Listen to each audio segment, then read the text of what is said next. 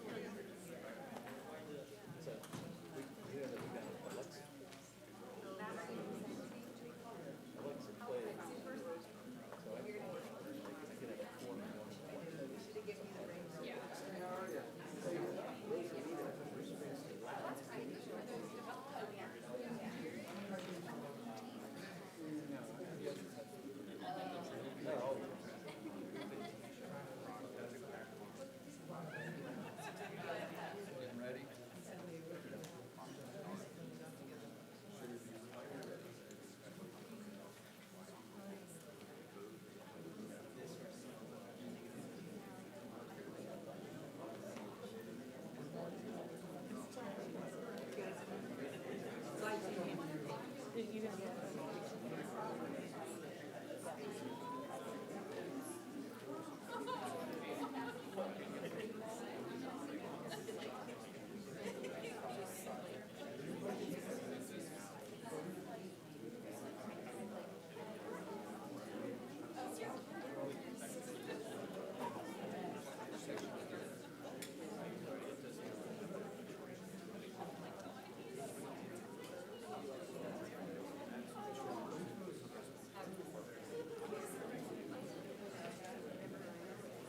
Recording in progress. Good evening, everyone. Let's go ahead and call this July 8th, 2026 City Council meeting to order. Tim, if we can have our flag salute, please. Absolutely. Please follow me in the flag salute.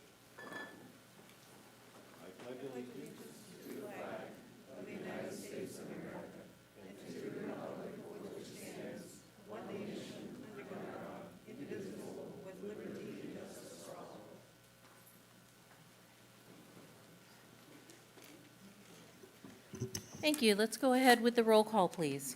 Councilmember Kropinski Costa. Present. Councilmember Nelson. Present. Councilmember Schaefer. Here. Vice Mayor Middleton. Present. And Mayor Lopez Taft. Here. Next item, please. This meeting of the Citrus Heights City Council is live and recorded with closed captioning. It is cablecast on Metro Cable Channel 14, the Local Government Affairs channel on the Comcast and DirecTV U-verse cable systems. It is also live streamed at citrusheights.net. Tonight's meeting replays on Monday, July 13th at 9 a.m. on Metro Cable Channel 14. This meeting can also be viewed on the city's YouTube channel. All right. Next item, please. Next item is approval of agenda.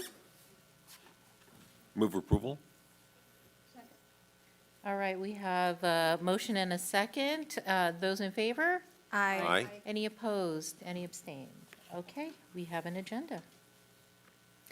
There is nothing to report on our closed session, just to make sure we have covered that. Next item, please.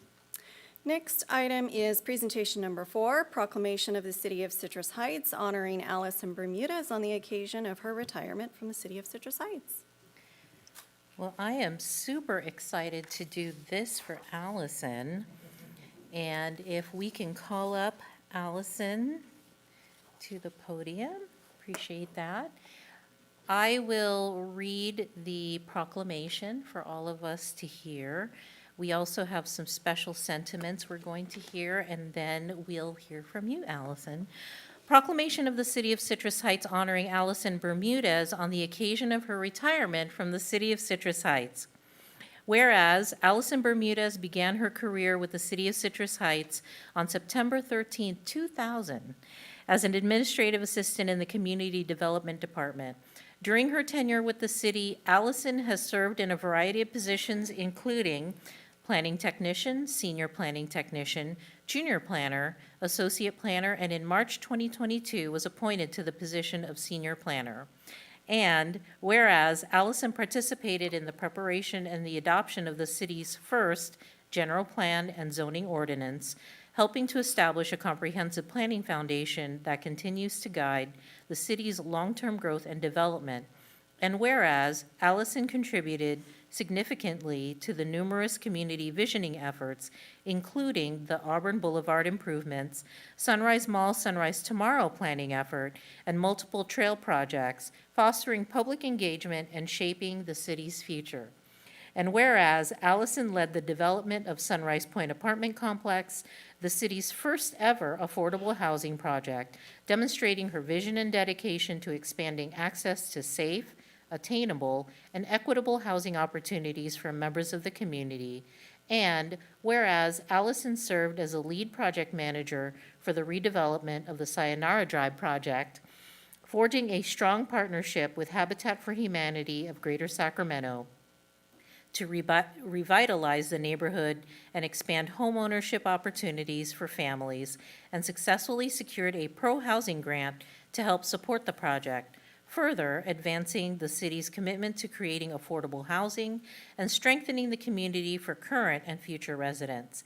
And whereas Allison created and implemented the city's permit-ready accessory dwelling unit program, demonstrating exceptional leadership and innovation in expanding opportunities for diverse and affordable housing options while streamlining the development process, reducing barriers to housing construction, and advancing the evolving housing needs of the community. And whereas Allison led the city's successful effort to achieve Tree City USA designation, reflecting her commitment to environmental stewardship and enhancing the community's natural beauty. And whereas Allison has been a trusted colleague to city staff across all departments, providing guidance, historical insight, and steady support, and has earned the admiration and respect of coworkers, community members, and regional partners alike through professionalism, collaboration, and dedication to public service. And whereas Allison's heartfelt commitment to serving others, her sincere care and respect for her coworkers, her genuine interest in the lives and aspirations of her colleagues and community members, and her steadfast dedication to collaboration and continuous improvement of all that she was involved with, will forever remain the truest testament to her character, integrity, and spirit of goodwill, and after all is said and done, will be her greatest legacy. Now therefore, be it resolved that the City Council of the City of Citrus Heights does hereby commend Allison Bermudez for her many contributions, steadfast dedication, and exceptional service, extending to her the sincerest gratitude and appreciation for all she has done for the city, this community, and all those who live, work, and play here. Congratulations, Allison.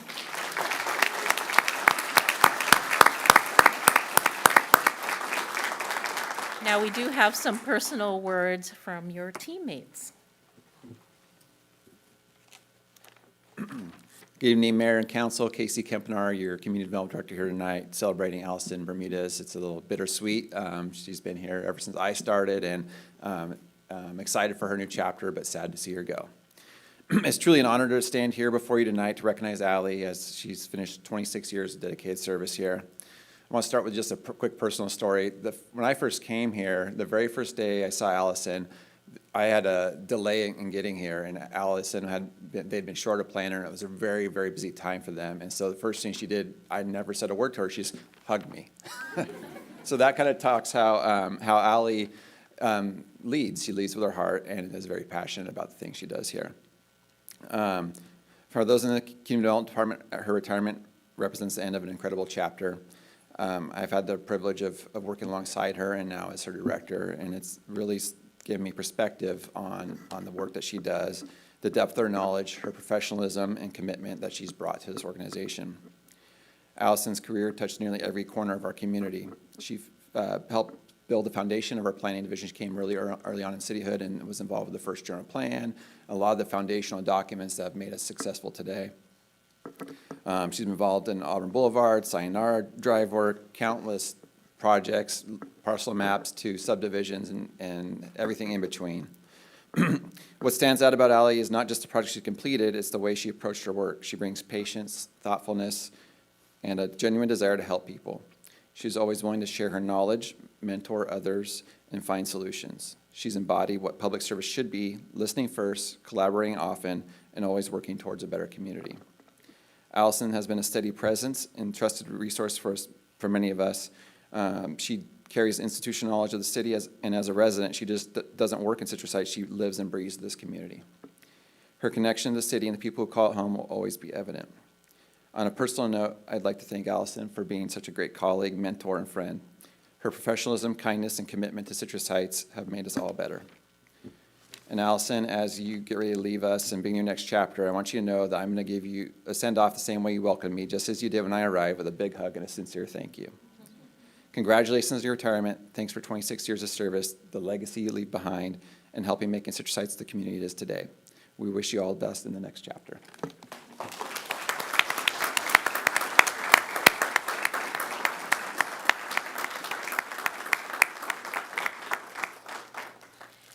Thank you, Casey. Thanks for allowing me another hug. There might be another one before I go.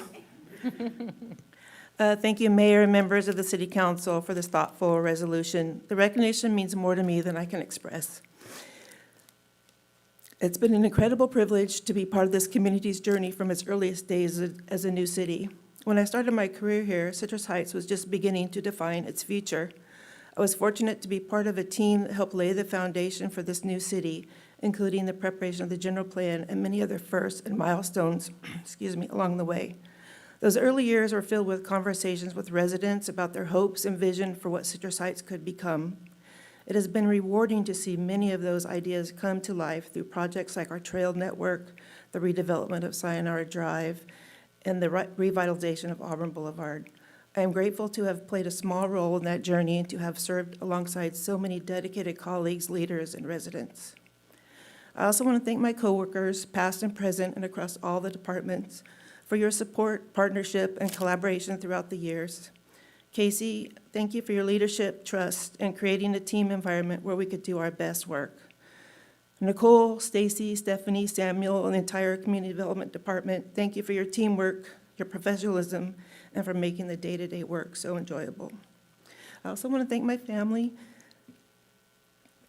Public service comes with long days, many night meetings, attending and working community events, and I'm grateful for their encouragement and understanding. Serving the city of Citrus Heights has been a great honor. While I soon no longer be an employee, I'll always be a committed resident and supporter of the community. Thank you.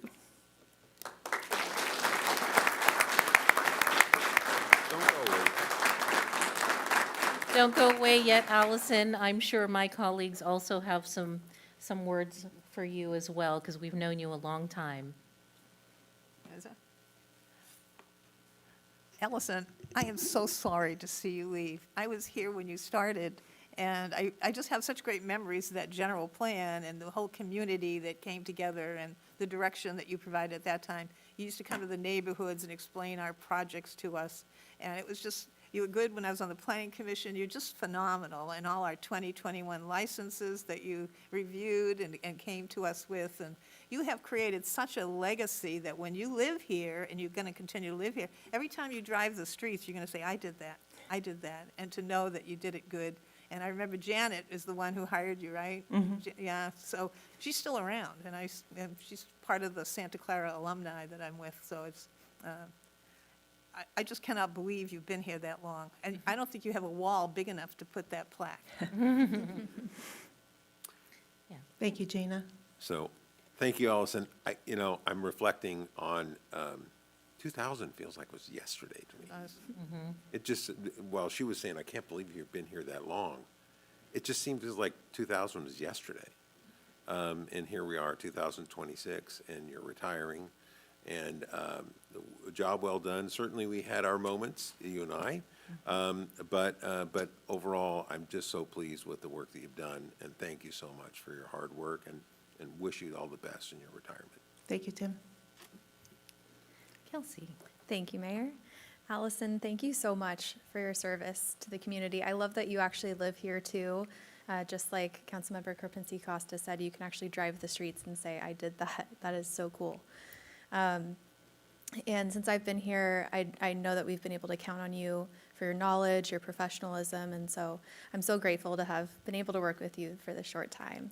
Congratulations. Thank you, Kelsey. Vice Mayor. My gosh, I know, because I remember when I was on the Planning Commission and I started out and I knew nothing, and you gave me this huge binder and of all of our plans, and you said, if you have any questions, just ask. And whenever I asked, you always had an answer. And I know that when you've been working with the public, you always had an answer for them as well. The one thing that I admired about you and that I tried to put into my own leadership is the fact that you never actually flat out told somebody no. It was always, well, let's see what we can do. How can we make this happen? And when there were challenging times around Sunrise Mall project or around the Sayonara Drive project, or even the trails when the funding got kind of squirrely, you always said, you know what, let's just roll our sleeves up and figure it out. And that's something that I know that every one of your colleagues watched, they learned, and they're going to take that with them as well. So thank you, Allison, for all of your time. We don't want to give you back to your family, but we're so proud of you and all that you've done, and thank you for helping us get to where we are now. Thank you, Portia. Very well done. We've only known each other a short time, but whenever I see you, I just know that you lead with heart. And, as I reflected on reading this proclamation, I thought that is someone who has their fingerprints on everything that we've done here in Citrus Heights, and everything that we're going to do also has your heartbeat. And so thank you for that service and leading with heart. All right, we will get this proclamation to you and take a few pictures. If you have family here, we'd love for them to join us at a few pictures too.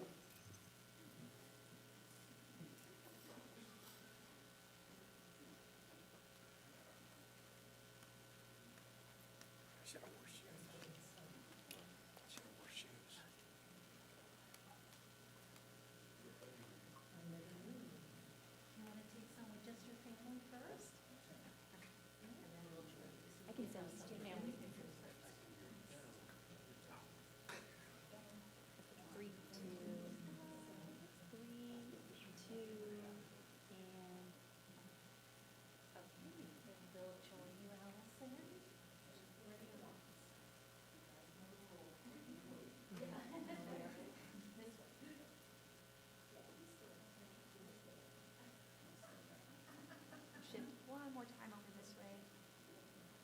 Yep. Fabulous. 3, 2, and thank you.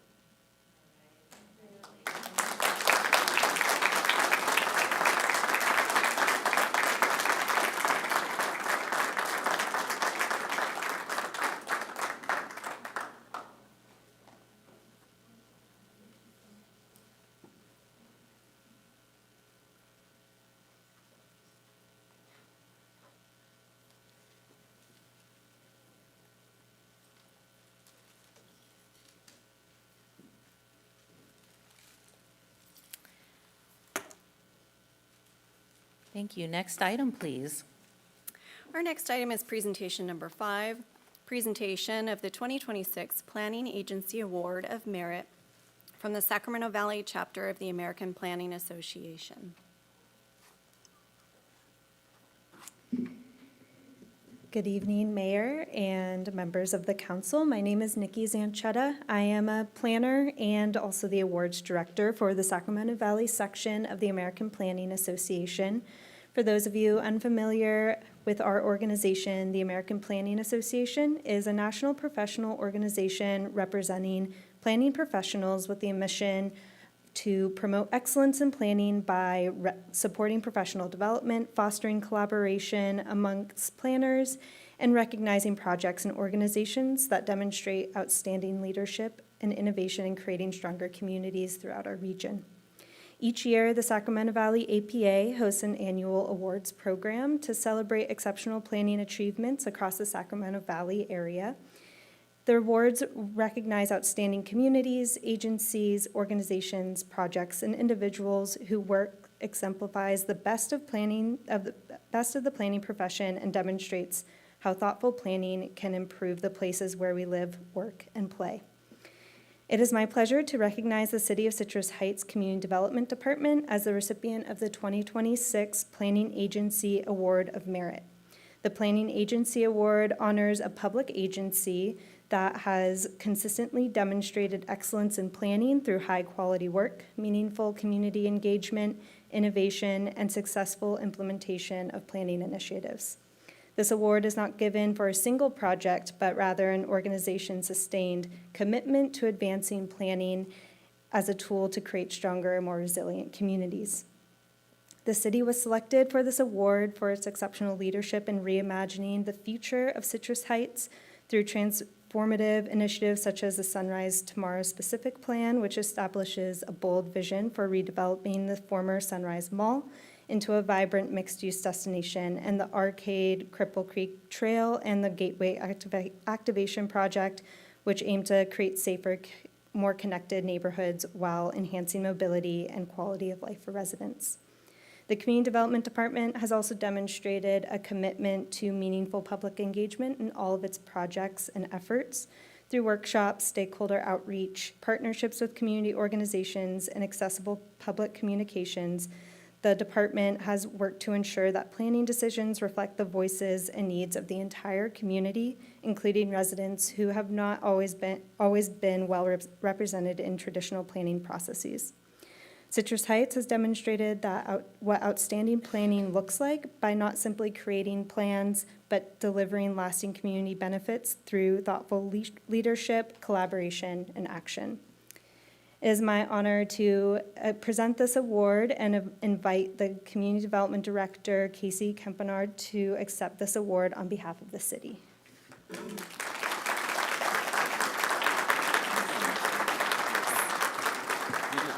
Yes.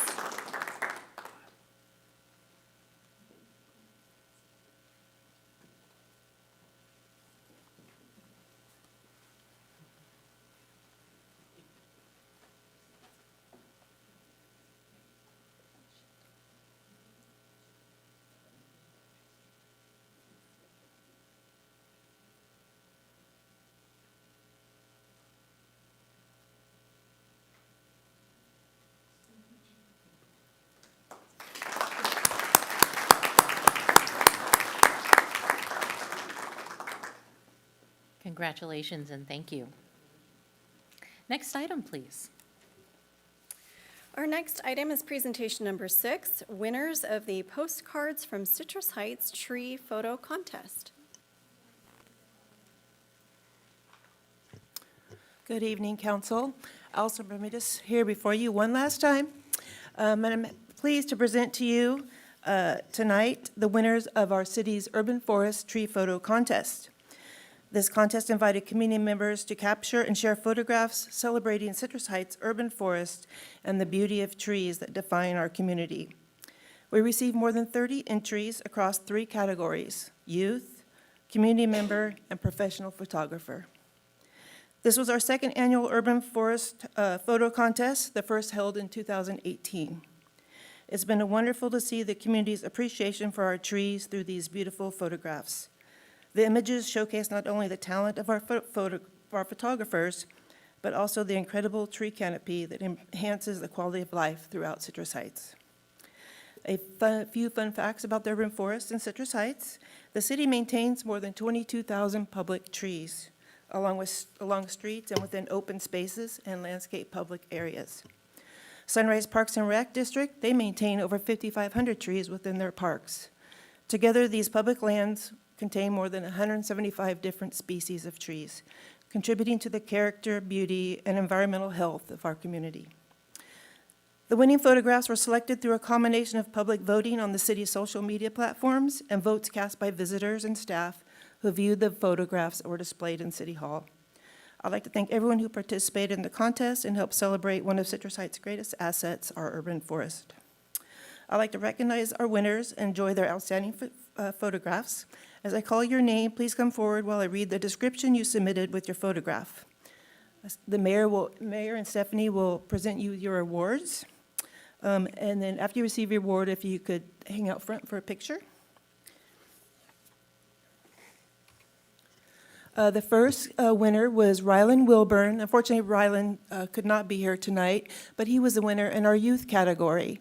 He lives on Alma Mesa Way, and this was a tree from his backyard.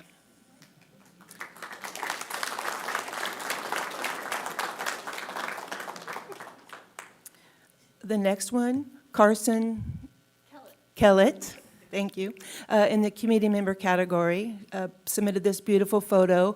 This is of Northwoods Park above the tennis courts. And she wrote in her submission, "The oak tree located in Northwood Park stands taller and older than any other trees nearby. On summer nights, we like to take walks through the park and trails with ice cream cones. In the fall, we take a night walk on Halloween and look for owls and bats. This tree always serves as a beacon that we are nearly home. We love to watch it change throughout the seasons."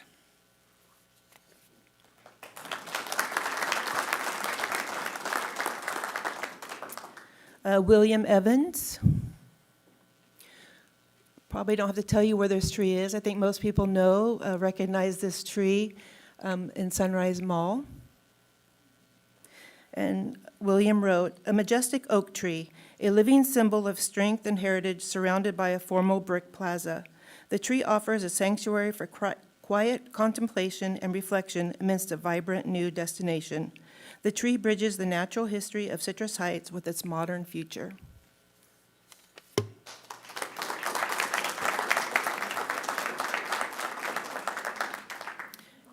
And in our professional category, we had a tie, but they were the same photographer. So Diana Miller, there she is. Diana submitted this photo and wrote, "Every autumn, the trees on our property put on a spectacular display of color. Watching the leaves change from green to brilliant shades of red, orange, and gold is one of my favorite parts of living in Citrus Heights."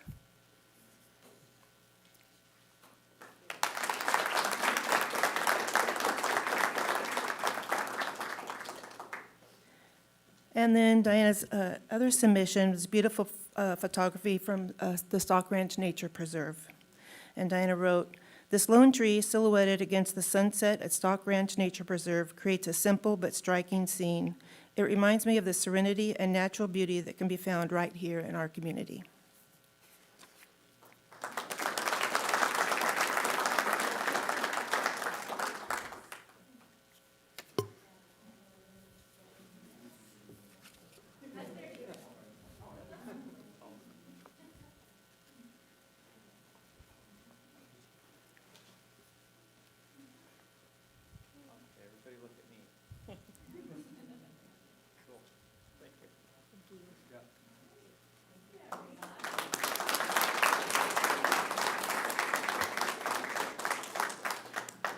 I just wanted to say a couple of words here about this item.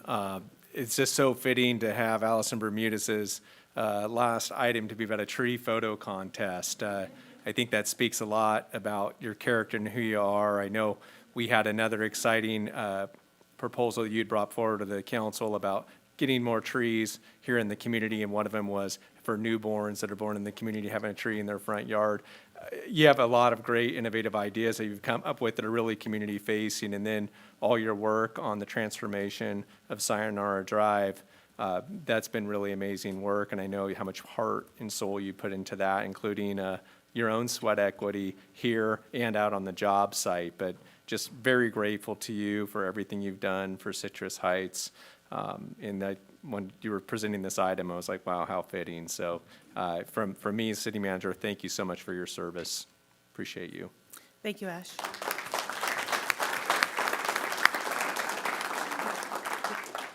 Can I give a little update? Remember last meeting, I showed a picture of a tree from Highland Avenue that SMUD had kind of, well, they met with the owner, and they're going to tear that tree down for the guy so it doesn't fall on his house, and they're getting him a new tree that he can grow and not interfere with the SMUD lines. So all's well that ends well, and thank you to SMUD. And thank you to staff that, reached out to SMUD to coordinate on it. Thank you. Next item, please. Our next item is presentation number 7, proclamation of the City of Citrus Heights proclaiming July 2026 as Park and Recreation Month.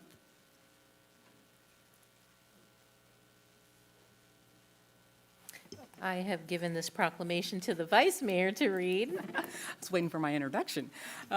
This evening, we welcome representatives from the Sunrise Recreation and Park District to accept this proclamation. I would like to invite Jake, Alex, and Jamie to the podium, please.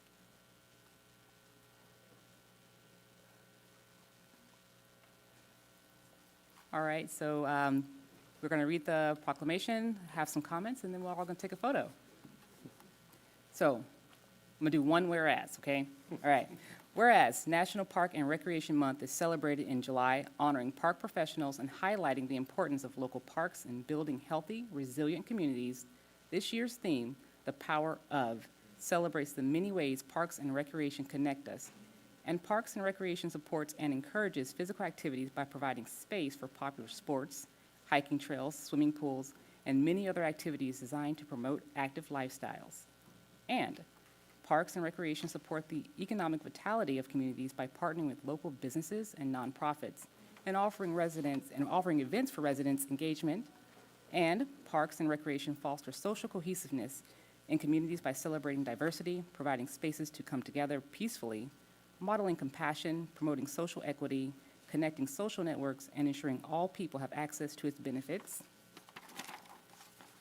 And Parks and Recreation programs are an integral part of the Citrus Heights community and are vitally important to establishing and maintaining the quality of life in our communities, ensuring the health of all citizens, and contributing to the economic and environmental well-being of the community. And the Sunrise Recreation and Park District serves the Citrus Heights community and promotes physical, emotional, and mental wellness through organized fitness, play, activities, and special events in partnership with the city.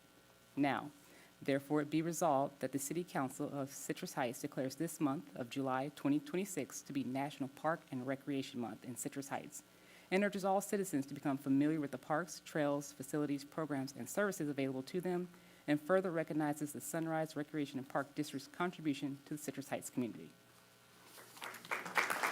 Thank you, Vice Mayor. All right, did we have any comments from the group here? All right, Vice Mayor. When are we bringing back LARPing? Yeah, We're working on it. okay, all right, that's all I need to know. Thank you. Well, I know I've really appreciated the Park and Rec service. All my kids have gone through Park and Rec programs. I have enjoyed a relationship with Park and Rec that goes beyond just taking advantage of services, but actually creating programs with you. And so I know you have such a wonderful presence in our community, so thank you for your presence here. Thank you, Mayor. And obviously, on behalf of Sunrise Recreation and Park District, we really are honored to accept this proclamation recognizing July as Parks and Recreation Month. I can say Parks and Recreation is really about building community and creating those opportunities for people of all ages to connect, live an active, healthy lifestyle, and really enjoy the outdoors. I mean, what a fitting presentation here prior with the beautiful photographs. You know, I would like to say that, you know, we really appreciate the recognition and the continued support of Parks and Recreation, and really appreciate that you guys recognize the importance that Parks and Recreation plays in this community in enhancing the quality of life of our community members. So, thank you. Awesome. Okay, any other comments? All right, let's go ahead and gather for a picture.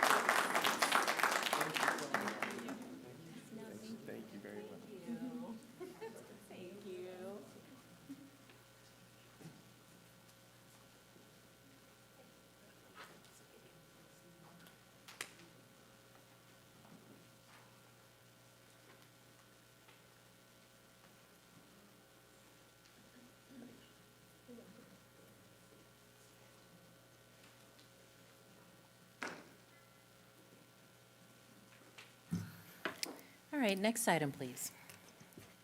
The next item is public comment on non-agenda items, and whether participating in person or virtually, members of the public may address the city council during the meeting. Speakers are limited to 3 minutes each, and the mayor has the discretion to adjust the allotted time. There is a countdown display that will beep at the end of the allotted time. For in-person public comment, please fill out a speaker identification sheet and give it to the city clerk. When you're called upon to speak, step forward to the podium and state your name for the record. For Zoom public comment, please use the Zoom raise hand function or *9 from a telephone. You can unmute when called upon to speak and state your name for the record. Consistent with the Brown Act, the council is prohibited from engaging in a discussion or taking action on any item not appearing on the agenda. And I do have one speaker sheet for non-agenda items, and I will call up Scott, is it Dimitro?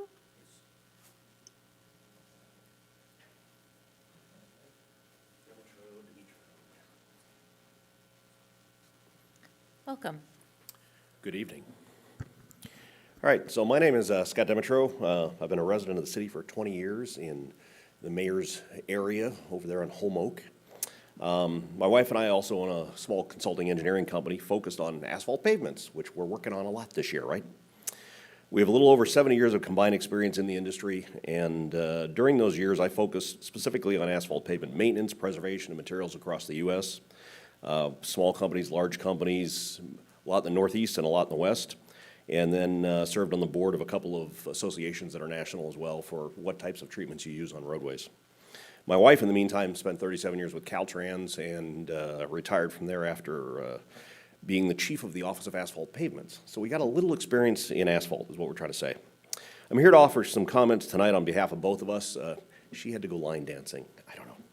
So we'd like to thank and commend the city staff for the work that has been done this year improving our city's pavements. The pavements that the city owned, I don't know if you know it, but dollar for dollar, they are your most expensive asset that you own and manage.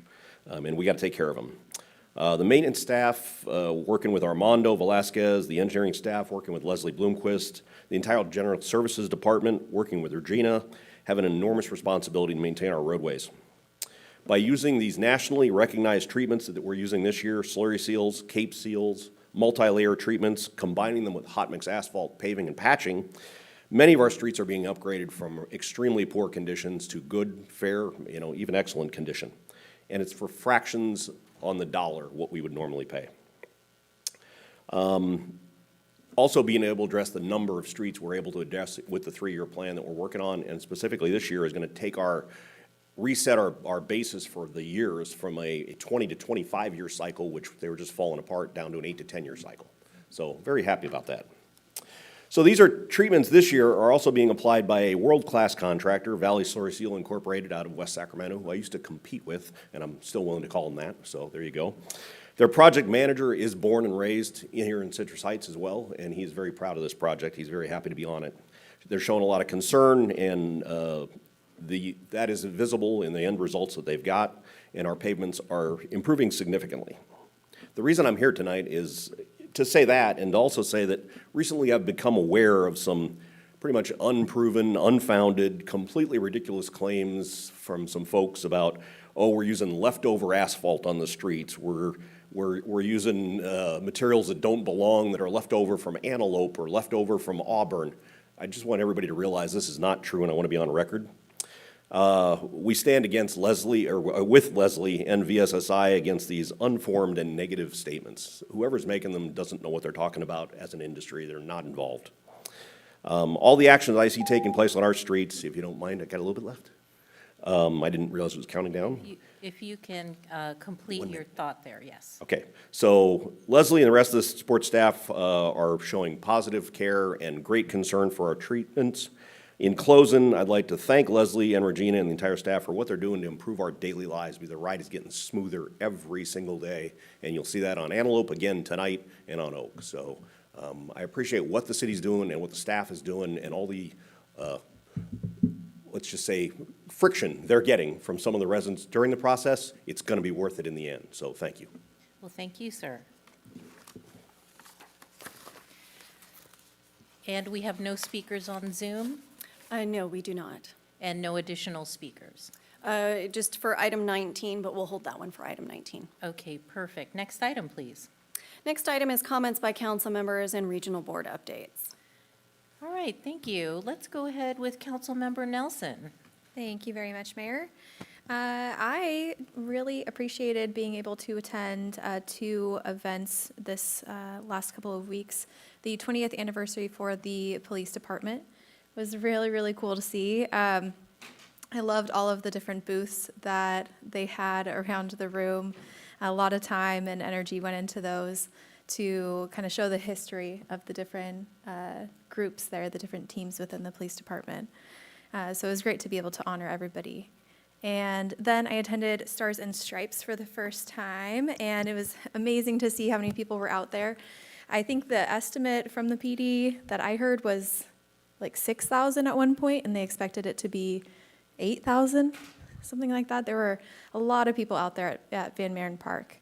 So it was a great time to get together with the community, and you could really feel the sense of pride, you know, that everybody had out there having fun together. All right, thank you. Let's go with Councilmember Karpinski-Costa. Thank you, Mayor. There was no mosquito meeting since the last council meeting, because that's coming up in a couple weeks or a week ago. But we have had our first human case of West Nile in South Sacramento, was a woman in her 60s. So the disease is here, the mosquitoes are here, and the best thing we can tell our residents is to make sure you use mosquito repellent, that you drain your water. I know it sounds redundant and over, but it is the way to keep yourself and your family safe, because those mosquitoes carry the disease from the birds. We're not the end result that the mosquitoes after. They're after the birds. They get it and transmit it, and the bird is the one who. So we found a lot of dead birds, and we've got positive mosquitoes. And when we see that, we take an area and we spray it a little more. And we also, those are the West Nile mosquitoes. Then we have the day biters. That's a different breed of mosquito, carry a different set of diseases. Those are the ones that you need to let the district know if you get day biters. These mosquitoes are not the dusk and dawn. They actually chase you down and try to bite you, particularly in the lower legs, you know. So if you feel a mosquito around you, please let the district know. They'll come out, inspect your property. If you let them in there to see if you have any sources, they'll test any water that's there for the larvae. I did see we had some spraying, ground spraying done from Woodmore Oaks going east last week, because they probably found some positive Aedes aegypti there. And so anyway, that's my mosquito report, but I'll have more when the next time we meet. But also, you can go to the website, report dead birds, report neglected swimming pools in your neighborhood that have turned yucky. And so other than that, I also attended the two special events, the 20-year anniversary of the police department. It was so, I was here for the first 20 years ago, and so it was like to compare and to see how many officers we still have from 20 years ago. They've stayed this long and are part of our community, and that's the culture that we create with our officers, is they are part of our community. And Henry Tingle was here, so those of you who remember Henry, he's the guy who brought those first police officers and our first police chief, Boyd. It was great. It was deep. It's hard to explain how I felt, because I was there for the first one, and we needed police so bad when we got them in 2005, and to see the great job that they've done far exceeded expectations that when we first started our police department. It's really good. And I did go to Stars and Stripes for a short period of time, but I left because I had a personal emergency, so I didn't stay. And there was no sewer meeting today. They canceled the sewer meeting. But I did go to my first SETA meeting. I'm on the SETA board for Community Action Board to help end poverty. And so that's the Sacramento Employment and Training Agency. And usually a staff member, Stacy Hildebrand, goes in my place because I have the sewer meeting usually at the same time. But because there was no sewer meeting, I had to go to the SETA meeting. And I learned something today I want to share. This is something, we talk about affordable housing or qualifications to qualify for affordable housing, or qualifications to qualify for Head Start, or any of the programs, are based on the federal poverty guidelines. And you have to be 200% of the federal poverty guidelines. I haven't had time saying that word. But California has such a high minimum wage that even if you make the minimum wage, you're in poverty in California, but according to the federal guidelines, you're too rich. So it's hard, so there's got to be some effort we make with our legislators to correct this, because it's a problem. Head Start has figured out a way to get around it for Head Start, but for general housing, it's going to be a problem when you have to qualify for housing based on federal guidelines when California is paying you too much for federal guidelines, but not enough to survive in California.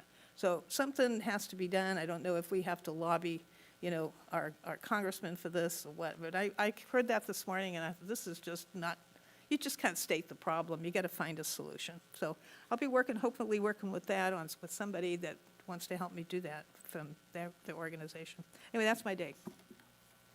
Well, thank you. All right, Councilmember Schaefer. Thank you, Mayor. I just want to piggyback on that. So through SACOG, we went up to Placerville and visited a brand-new apartment complex that was built as an affordable housing project. It was built through grant monies, and so there's no subsidy from government for that. But the challenge is, in order to qualify for that, you have to earn 30, 40, or 50% of the median income. The complex has been unoccupied for 3 months because they're struggling to find people that can qualify to live there, because people are making too much money to live in an affordable housing project. I don't know what the problem is. I mean, we're facing challenges there, and I don't understand why there's no connection. Doesn't seem to be a connection between those deciding to build these projects that are very expensive and the people that can get into those projects, because they fall into this very weird window about how you can qualify to get there. So I think that's a challenge that we keep seeing, and we keep talking about housing, and we have a pretty significant gap there. So anyhow, it was a really nice project but beautiful, but unfortunately it's 72 units that not a single one was occupied. It's been finished for 3 months. So with that, I did have so I went to both events. I went to the SAC PD. Congratulations, Citrus Heights Police Department for their 20-year anniversary. And then I went to Stars and Stripes, and I will say I read the Sentinel article that said we were actually down in attendance. Oh, no. That is no way that was true. There wasn't one spot of grass that didn't have someone sitting on it. Anyway, so I'm not going to limit my experience, but overall, I think people had a pretty good time there. I just hope we can see more food trucks and more bathrooms there next year. So, so with that, and then today I sat on the SAC RT. It's the Real Estate Ad Hoc Committee when we need to liquidate real estate. And that was all closed session, but nonetheless, there's going to be some exciting, all I can say is pretty exciting for Midtown, for what's going to be happening with those projects, if everything falls into place. So it's just one of those things. I'm excited to be on on that particular committee, and RT is doing a fantastic job at really making good use of those buildings that will become available. So with that, that's all I had, Mayor. All right, Vice Mayor. Okay, I think we were all at the same event or something, I don't know. So I went to the Citrus Heights Police Department 20th anniversary, just wild to see all of our police chiefs standing there together, taking a photo, to see our city managers together. It was just amazing to see the evolution of how this city has been built. It was just incredible. I also went to Stars and Stripes. Man, Regina, great job on the music, okay?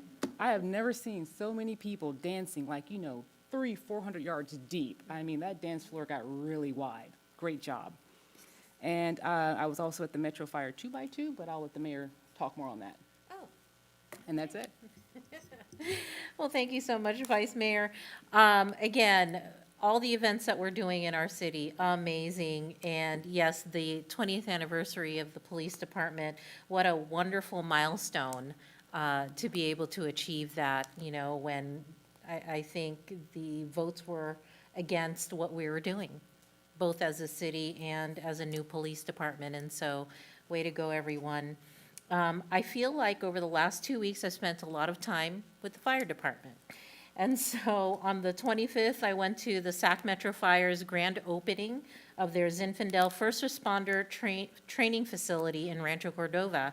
I really want to show up for our partners in our community when they are having activities. And because this training facility will absolutely bring additional safety components to their new recruits, to ongoing training efforts, I wanted to show our support as a city, and so that was very much appreciated. Went to, of course, the police department and Stars and Stripes. My favorite story from Stars and Stripes happened on Sunday. On Sunday, when I was sitting in Costco eating my Costco hot dog, not sponsored, and someone came up to me and said, "You're the mayor, right?" And I said, "Yeah, sitting here having a hot dog at Costco just like anybody else." And she said, "I live about a block away from Van Maren Park, and I have seen this event grow. This was the best one yet." So that was my favorite interaction about Stars and Stripes, and wanted to share that here. I, of course, had our Sac Metro Fire Citrus Heights collaboration meeting, so the 2x2.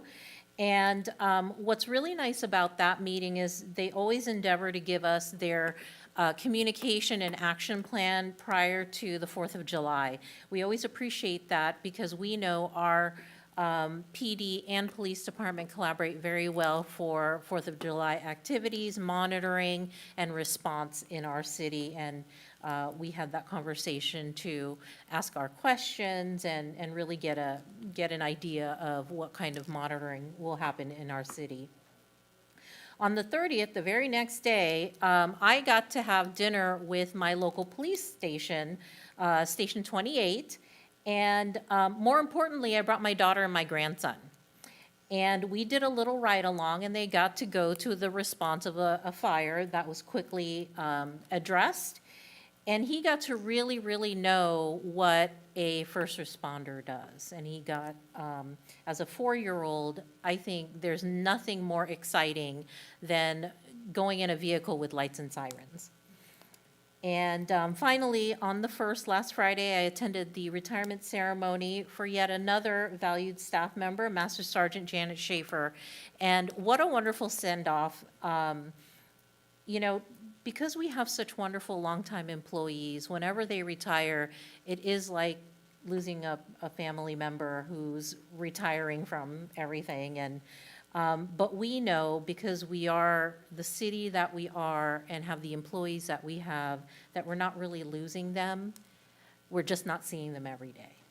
And so I really loved ending my week last week on that high note.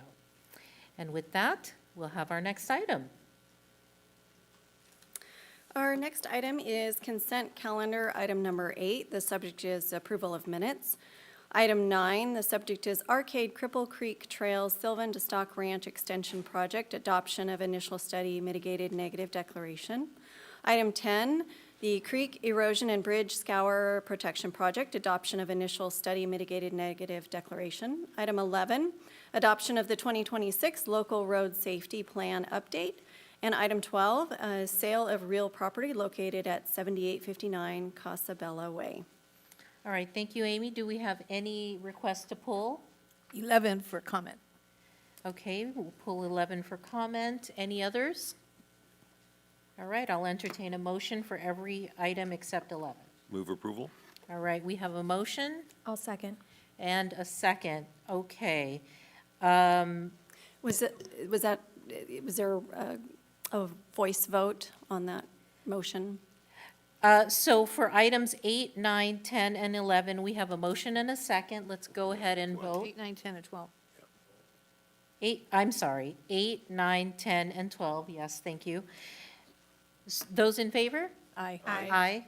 Any opposed, abstentions? Okay, let's go with item 11. I just want to make a comment. We could have waited and put 11 in with the general consent, but for the public, you should see this report. It is the report of our road safety for years, and I can see the hard work that went to put this data together of all the crashes in Citrus Heights, where they happen, whether they're what they're due to, whether it's, driving under the influence, speeding, right turn lanes, whatever.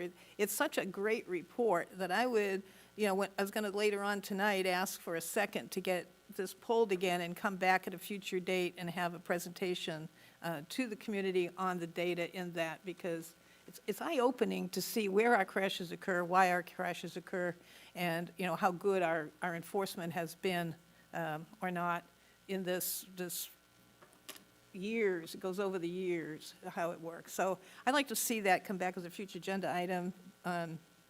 I'll bring that up later when we do those things. But I just wanted to say what a good report that is and how eye-opening it is for the public if you want to read that. And with that, I'll move item 11. All right, we have a motion. Second. We have a motion and a second. Those in favor? Aye. Aye. All right, motion passes. Item passes. Next item, please. Our next item is public hearing, item number 13. The subject is 2025 Edward Byrne Memorial Justice Assistance Grant, JAG funding. The recommendation is to adopt a resolution accepting the 2025 Edward Byrne Memorial Justice Assistant Grant in accordance with state requirements. All right, welcome. Good evening. How are you? Good evening, Madam Mayor, Madam Vice Mayor, council members, and City Manager Feeney. Ken Lewis, Lieutenant with the Police Department, and this evening, I'm here to present the 2025 Edward Byrne Memorial Justice Assistance Grant, otherwise known as the JAG Grant. Each year, the Bureau of Justice Assistance partners with the Bureau of Justice Statistics to allocate funding for each state, which is based on the state's violent crime and population size. Under this program, cities and counties receive federal funds to augment public safety expenditures. This is a non-competitive grant program, and there is no guarantee for funding or minimum allocations. The funds awarded from the grant must be used for law enforcement activities to include equipment needs. The police department was awarded $24,276 for the 2025 JAG grant, which must be expended by September 30th, 2026. Funding from this grant will be utilized to replace outdated ballistic shields and vests. There are no matching fund requirements, and purchases will be made in accordance with the city's adopted purchasing policies and procedures. The police department is requesting to strategically use the grant funds to support the department's equipment and training initiatives. This request aligns with the council's strategic objectives to preserve and enhance public safety. At this time, staff is recommending that council adopt a resolution accepting the aforementioned recommended expenditures for the 2025 JAG grant.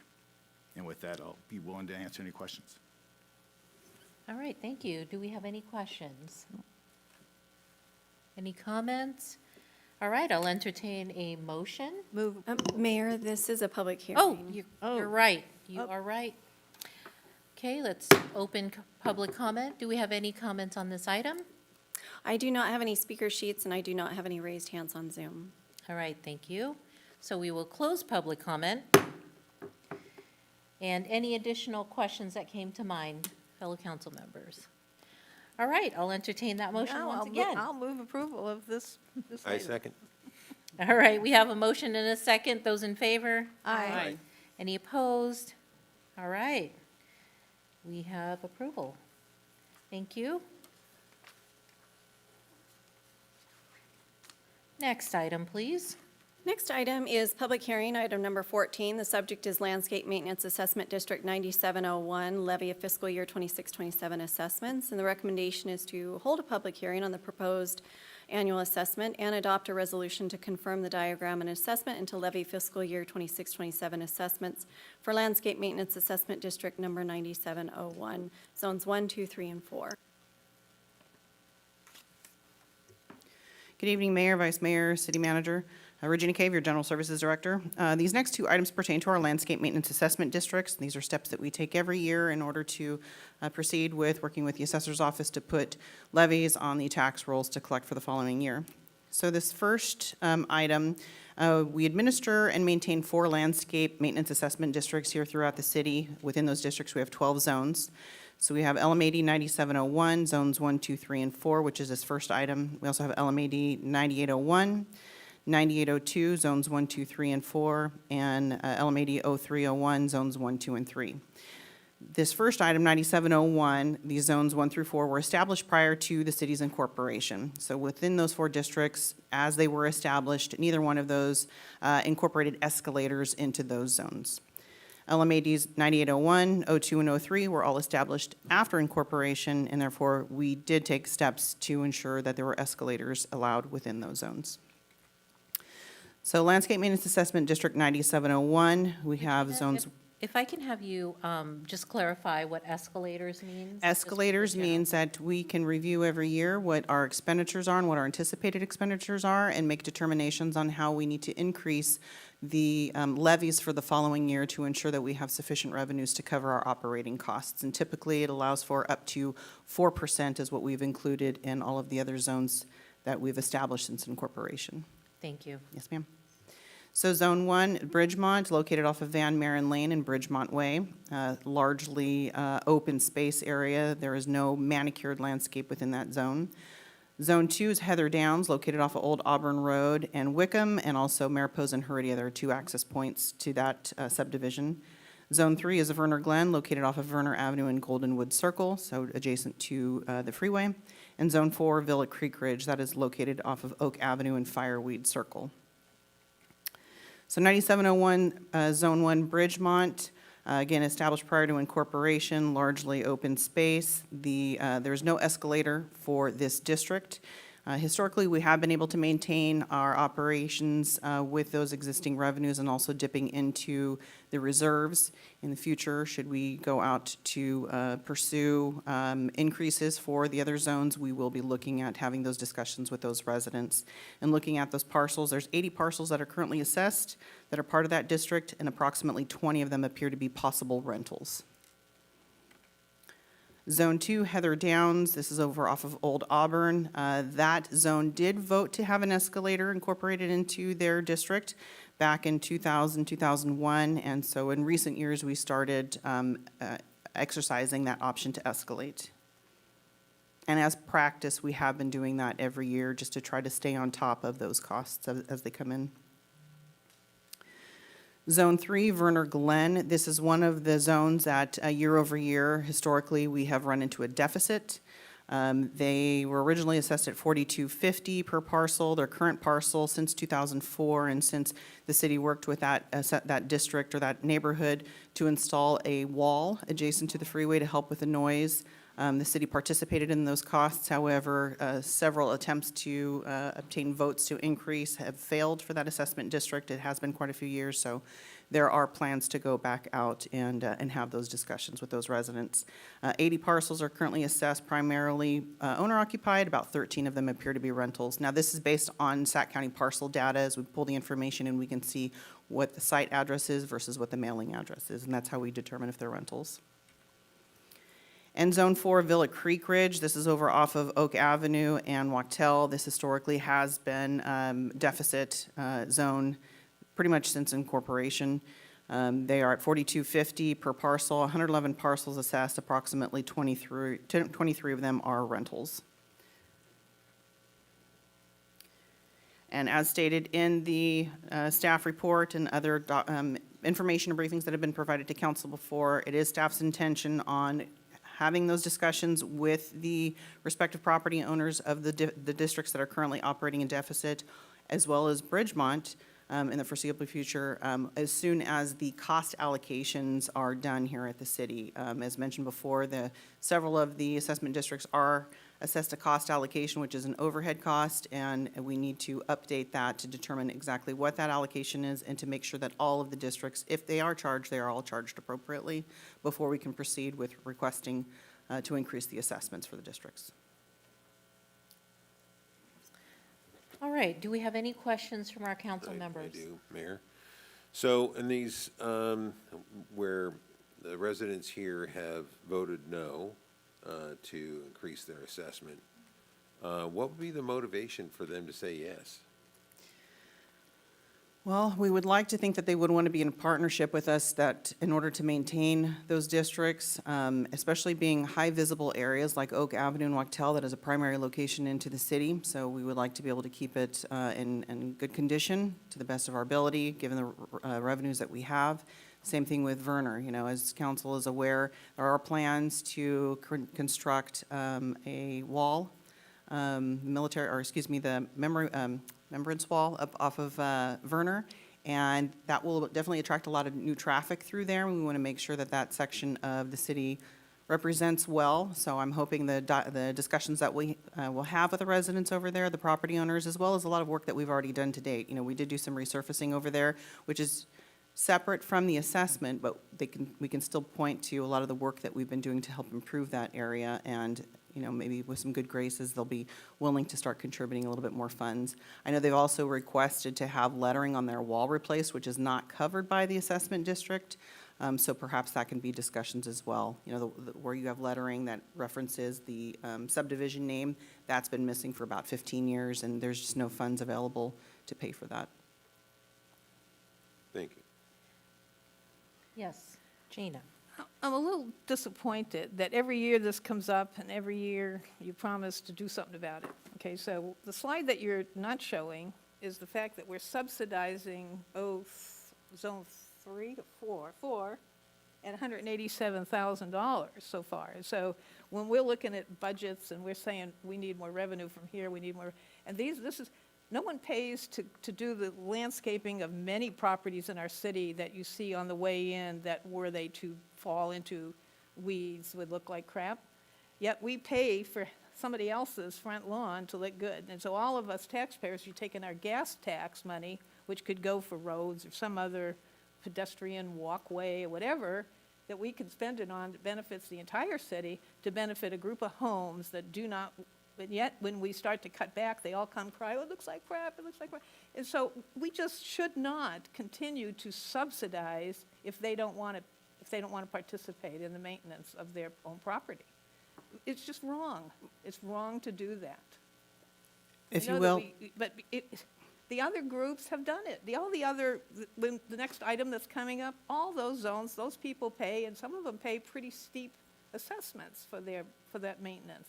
And I congratulate them for taking on that work. But this group, the other group, if they say no, is wrong. It's wrong for the taxpayers of the city to water someone else's front lawn.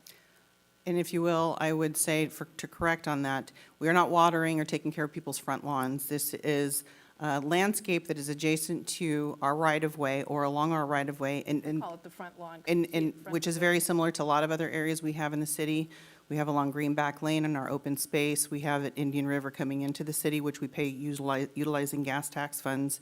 So this is not unique just to these assessment districts, but I understand where you're coming from. As I mentioned in the staff report, that we do have to have the cost allocation plan. When the city is completed with the cost allocation plan, then we can. That was last year's job. That was last year when we came up to this. And then you have the other one, 86,000. Councilmember Karpinski-Costa, the cost allocation plan, that is something that we had started, and then the consultant had a delay on that, and we're definitely looking to get them to get moving on that and get that complete, so. But it accumulates every year, so Yeah, now I hear you, so. one and the other, you're almost looking at $300,000 a year. Yeah, I get it, and it's something that we know that is on your and your colleagues' mind, and we're going to continue to work on that cost allocation plan to get that complete. We have had a lot of other priorities that, based on your council-adopted priorities, that we've had to put forward. Revenue's not a priority. No, this is absolutely a priority, and that's why we're still working on it. The cost allocation plan is delayed. I'll take responsibility for that, and we'll make sure that we continue to stay on it, so we're not continuing to talk about this next year. That would be nice. All right, any other comments before we open for public comment? Any other comments? All right, this is a public hearing, so we'll open public hearing. Do we have any comments live or on Zoom? I do not have any in-person or Zoom comments. All right, we will close public hearing. And what is the will of the council? I'll make the motion. All right. we adopt Resolution 2026, a resolution of the City Council of the City of Citrus Heights, California, to confirm the diagram and assessment and levy fiscal year 26-27 assessments for landscape maintenance assessment district number 97-01, zones 1, 2, 3, and 4. Second. Second. Okay, we have a motion and a second. Those in favor? Aye. Aye. Any opposed? All right. We have a resolution. Next item, please. Next item is public hearing, item number 15. The subject is Landscape Maintenance Assessment Districts 9801, 9802, and 0301, levy of fiscal year 26-27 assessments. There are 3 resolutions to confirm the diagram and assessment and to levy fiscal year 26-27 assessments for each of the 3 landscape maintenance assessment districts. So for this item, we have 9801, which is located here off of Stock Ranch and Fountain Square. Their landscape includes, does not include Fountain Square, but rather just the area that fronts over off of Van Maren, as well as 16 oak trees that are located on the other side of their wall that actually are on the Crosswood side. We have 9802, which is zones 1, 2, 3, and 4. We have Sorensen Ranch, located off of Van Maren Lane and Campfire. We have Zone 2, Autumnwood, which is located off of Antelope Road in Amsterdam. We have Zone 3, Mariposa Creek, located off of Antelope Road and Turner Court. And Zone 4, Wyatt Ranch, located off of Sunrise and Lawrence Drive. This project is ready to complete and hopefully be finalized this year, and the city will be taking over landscape maintenance.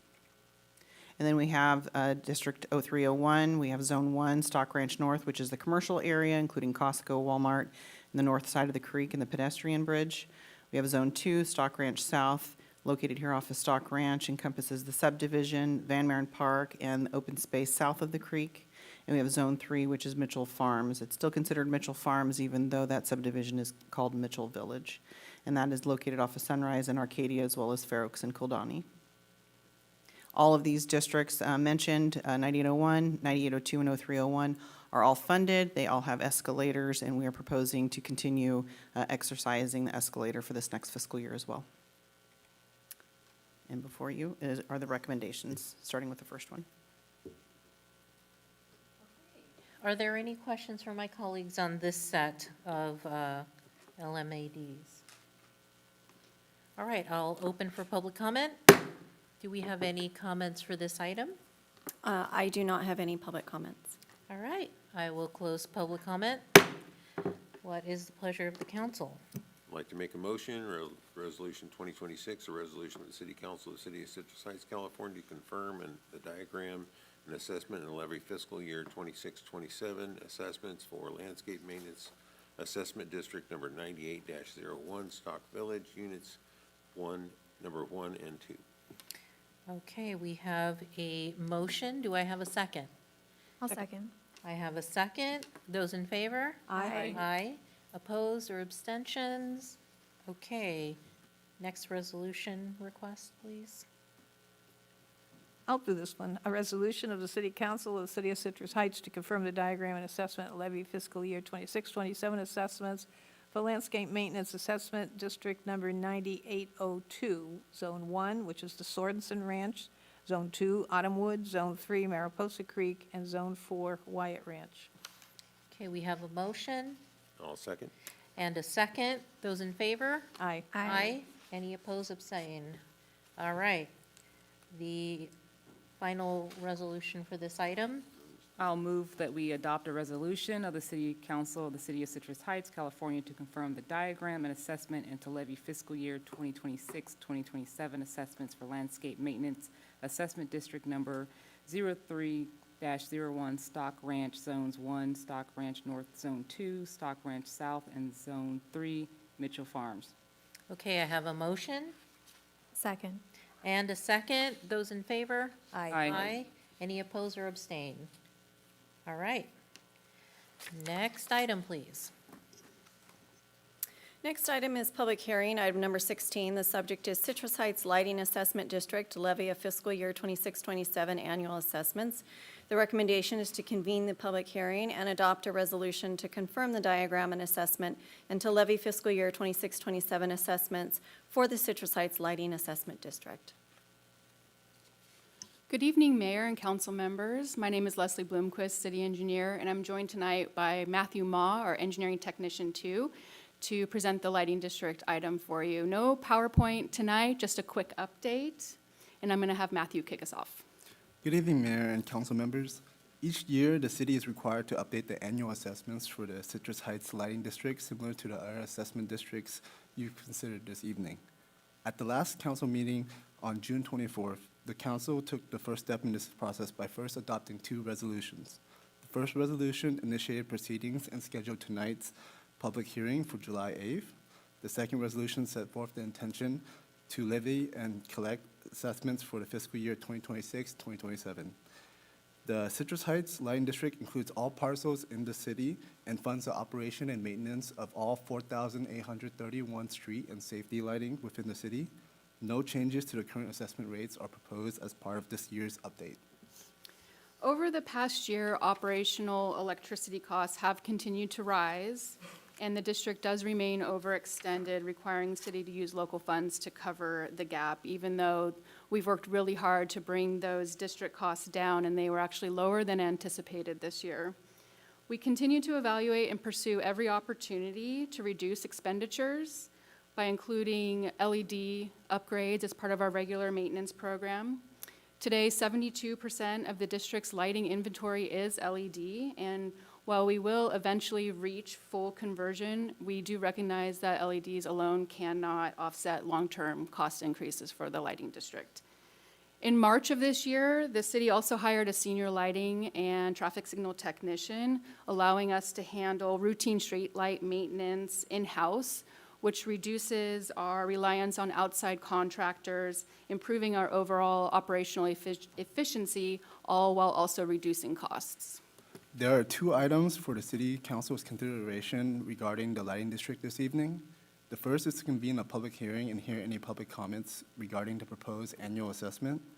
Once the public hearing is closed, the second item for council consideration is to adopt a resolution confirming the assessment diagram and levying the fiscal year 2026-2027 assessments for the Citrus Heights Lighting District. We are available for any questions you may have. All right, questions? Yes, Gina. What's a knockdown? When you have it says unscheduled maintenance costs and knockdowns. What's a knockdown? A knockdown would be a car ran off the road and hit a street light. Oh, okay, Or similar, yeah. okay. And so our technician's gonna go out and replace that, the new guy?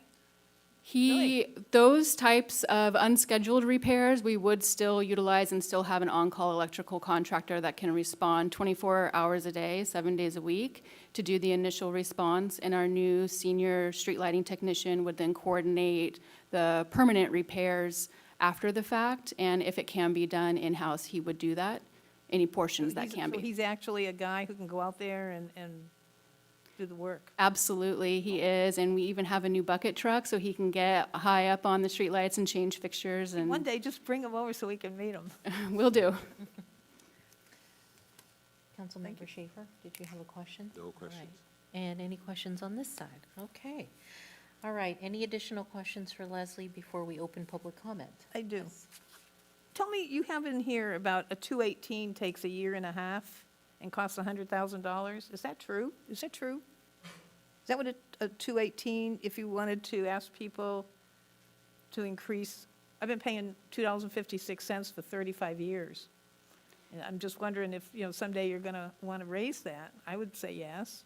That is our Go to estimate on the timeline and what it would cost to put together the documents and research necessary to determine what the new rates would be, and then to propose it to the public for increasing the rates. And at some point, do you think it would be worth doing that? Since right now you're subsidizing out of gas tax money, all the deficits? It is something that we have talked about for years. It's another one where we have research to do and need to figure out what we would want to include in that assessment district, and then to initiate that process. Because it is a citywide issue too, it would have to go to the entire city for vote. So it is a large undertaking, which is why it's the cost and timeline that we have estimated. Someday it may be worth it. Thank you. All right, because this is a public hearing, we will open public hearing. Do we have any comments or comments on Zoom? I do not have any public comments. All right, we will close public hearing. And do we have a motion on this item? I'd like to make a motion. Okay, Adopt Resolution 2026, a resolution of the City Council of the City of Citrus Heights, California, to confirm the diagram and assessment and levy fiscal year 26-27 assessments for the Citrus Heights Lighting Assessment District. okay, we have a motion. Do I have a second? Second. Okay, we have a second. Those in favor? Aye. Aye. Any opposed, abstain? All right. And Perfect. thank you, Leslie, for all the efforts you've done to bring down the cost of that overhead. It's good. You're doing a good job. Thank you. Most of it is Matthew, though, that does that. Thank you, Matthew. Thank you. Next item, please. Next item is public hearing, item number 17. The subject is resolution confirming report of delinquent solid waste charges and ordering collection of delinquencies on the property tax roll. The recommendation is to conduct a public hearing and adopt a resolution confirming a report of delinquent solid waste charges and ordering collection of delinquencies on the property tax roll. Good evening, Mayor, members of the City Council. Mary Poole with the City's General Services Department, and I'm here tonight to present this item.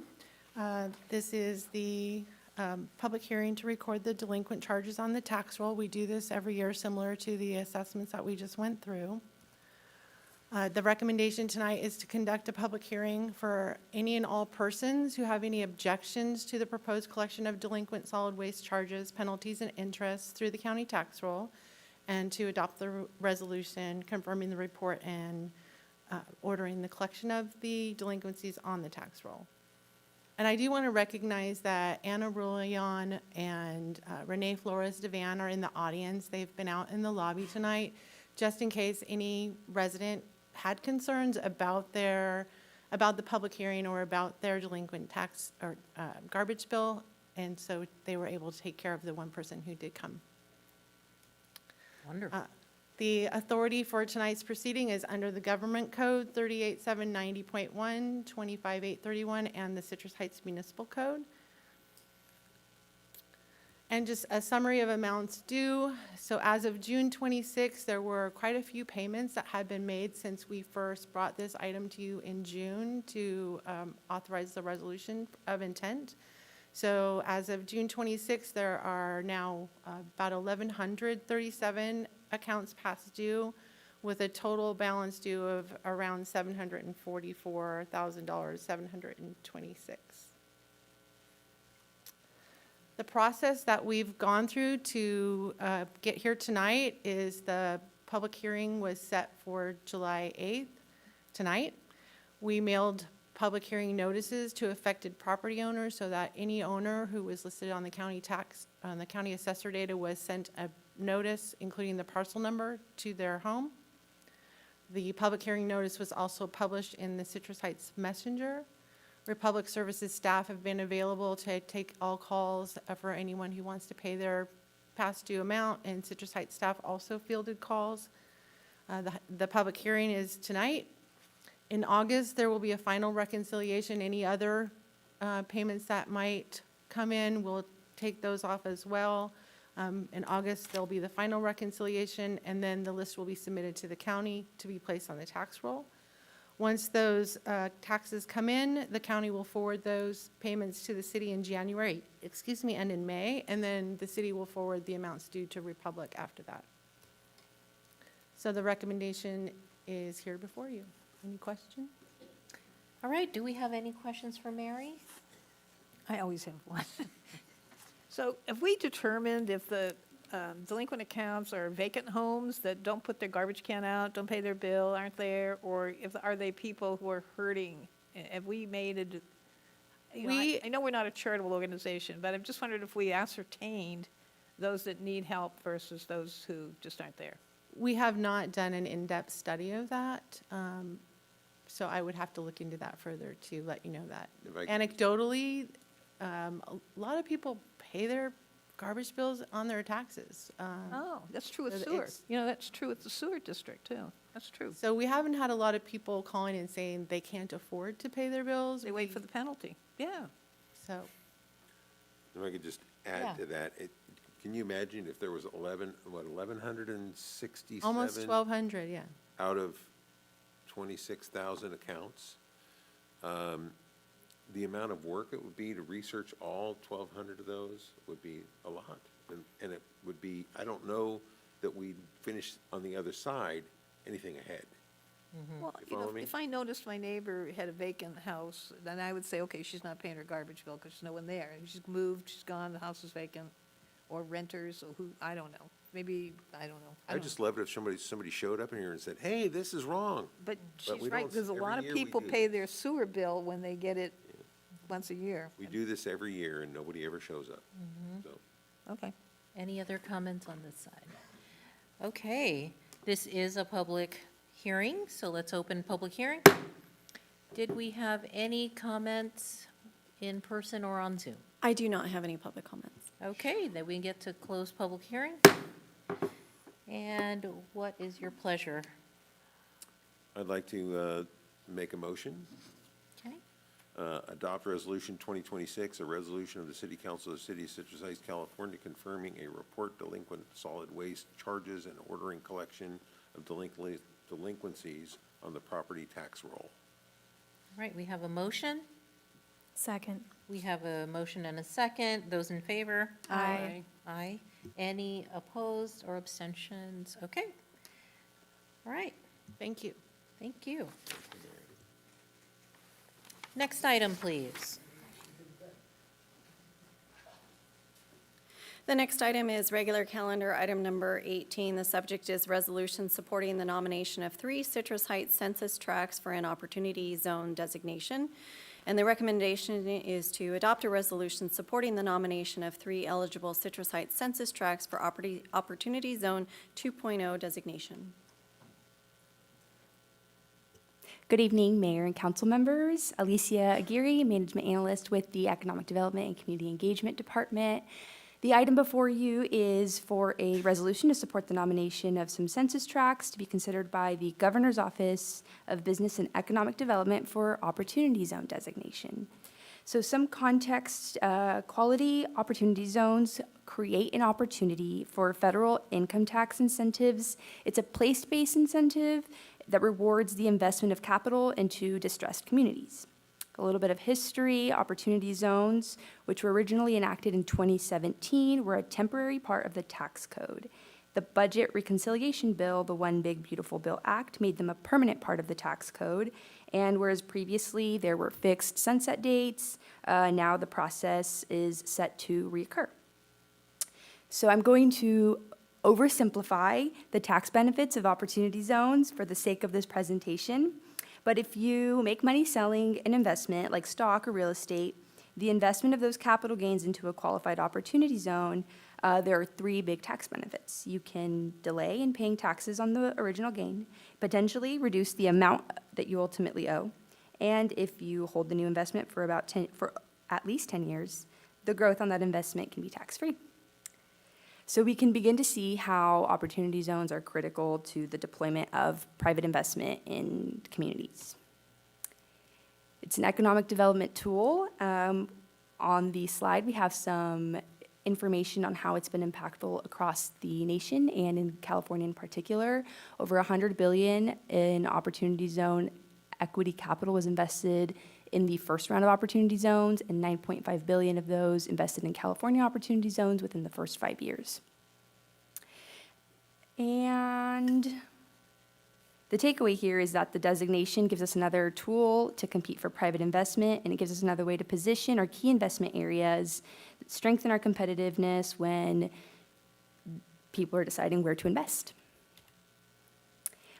The nomination process, it begins at the local level. We will submit our nomination for census tracts to the state, and GoBiz will review the nominations across California before the governor forwards his final recommendation to the U.S. Treasury. And there are 3 census tracts within Citrus Heights that meet the criteria and are eligible to be nominated. We will be nominating all 3. One of them includes the Sunrise Marketplace, and it includes the Sunrise Mall property along with surrounding commercial areas, all which is in alignment with the Sunrise Tomorrow specific plan.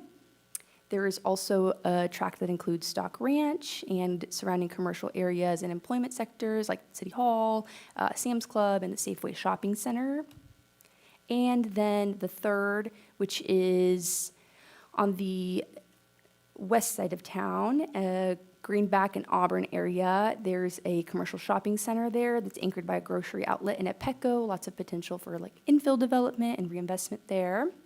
So the item before you is the recommendation to adopt a resolution in support of the nomination of these 3 census tracts.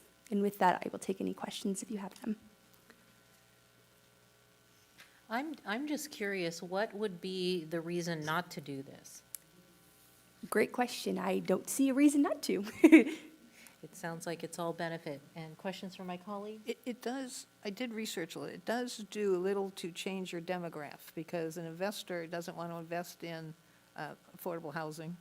They want upscale so they can make money on their investment. So you do kind of lose investments if you are looking for a lower level. On the other hand, Citrus Heights can deal with that.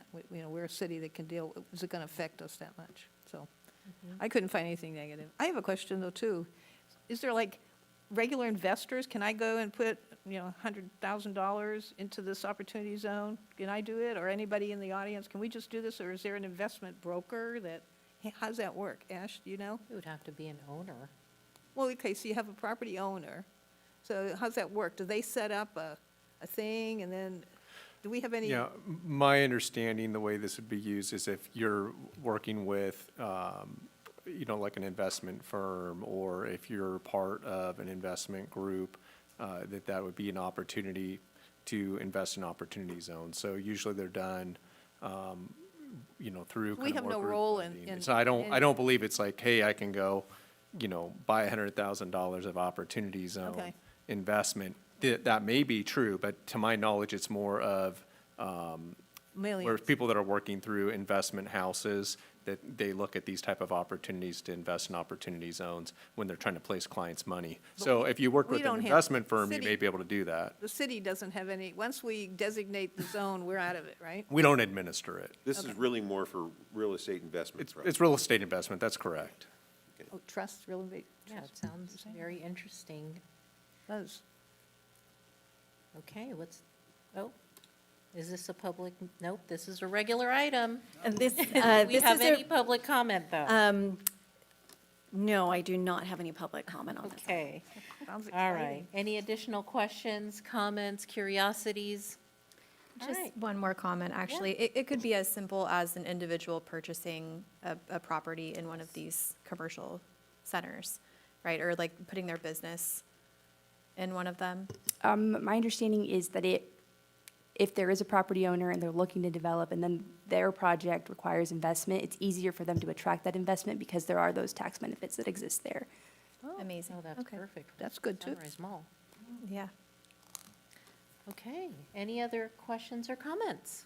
Good discussion. Are we likely to get this designation, or is there such competition that we might not? Well, if we don't put our hat in the ring, we never know. Okay. So That's we're gonna Right. find out. Been pretty All right. good so far. I'll entertain a motion. I'd like to make a motion, 2026, a resolution of the City Council of the City of Citrus Heights, California, supporting the nomination of 3 eligible Citrus Heights census tracts for Opportunity Zone 2.0 designation. Second. All right, we have a motion and a second. Those in favor? Aye. Aye. Any opposed? Okay. All right, perfect, thank you. Next item, please. Our next item is regular calendar, item number 19. The subject is resolutions adopting the memorandums of understanding for the Citrus Heights Police Officers Association and the Citrus Heights Police Employees Association, amended salary table with cost of living adjustments and select market equity adjustments, and amendments to the employer contribution level for employee health benefits. And the recommendation is to adopt a resolution adopting the MOU for the Citrus Heights Police Officers Association, adopt a resolution adopting the MOU for the Citrus Heights Police Employees Association, adopt a resolution adopting an amended salary table with cost of living adjustments and select market equity adjustments, and to adopt a resolution adopting amendments to the employer contribution level for employee health benefits. All right, thank you. Good evening, Mayor, Council, Susan Talward, Administrative Services Director, along with Melissa Rojas, our Human Resources Manager, to presenting tonight the item 19, Employee Compensation Analysis and Recommendations.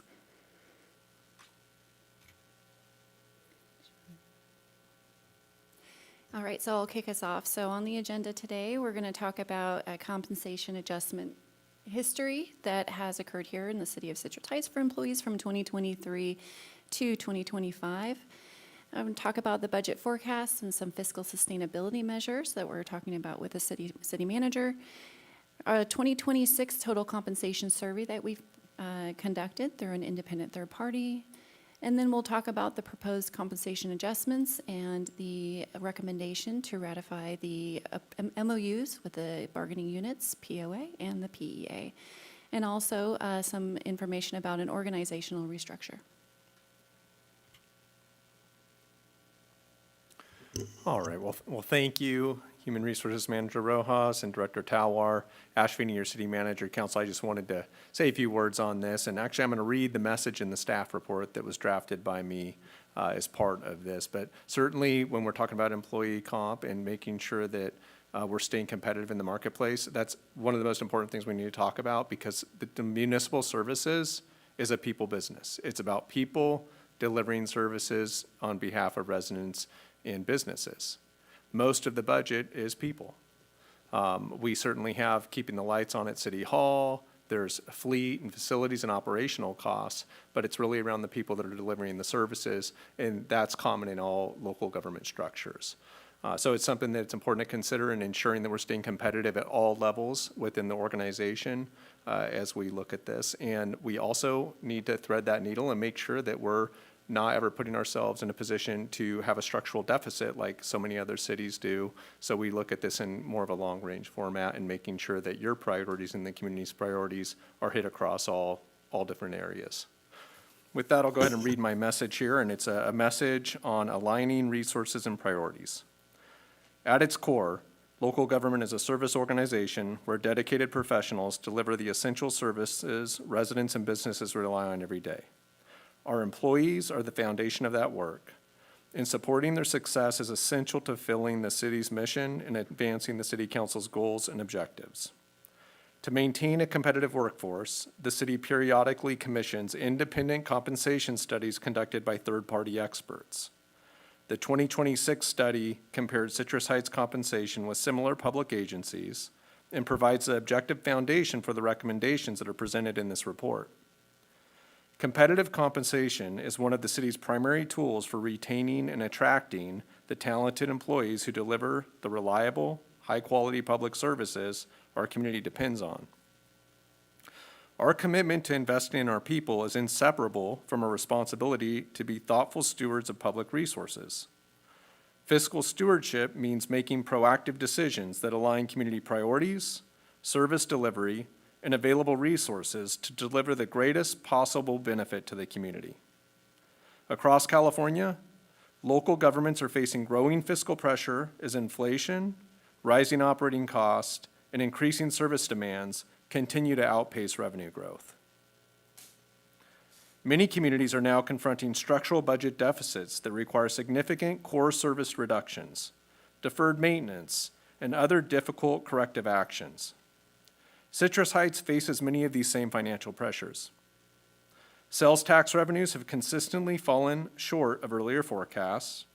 Property tax growth remains relatively flat, and no new significant revenue sources are on the horizon. At the same time, the cost of delivering the quality public services our community expects continues to increase.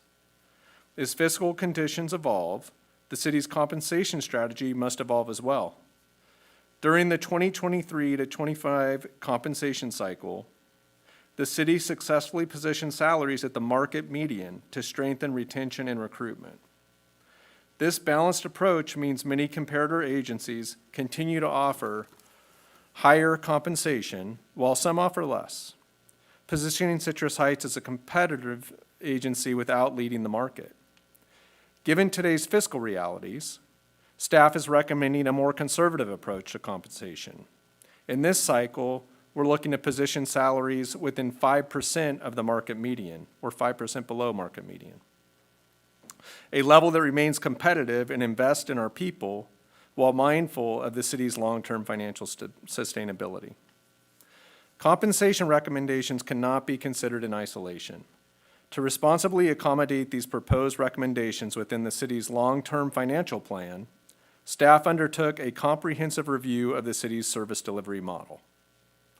The review was guided by the same principles reflected throughout the city's budget preparation and adoption: preserving core services, improving operational efficiency, prioritizing investments that deliver the greatest community value, and ensuring limited public resources are directed where they have the greatest impact.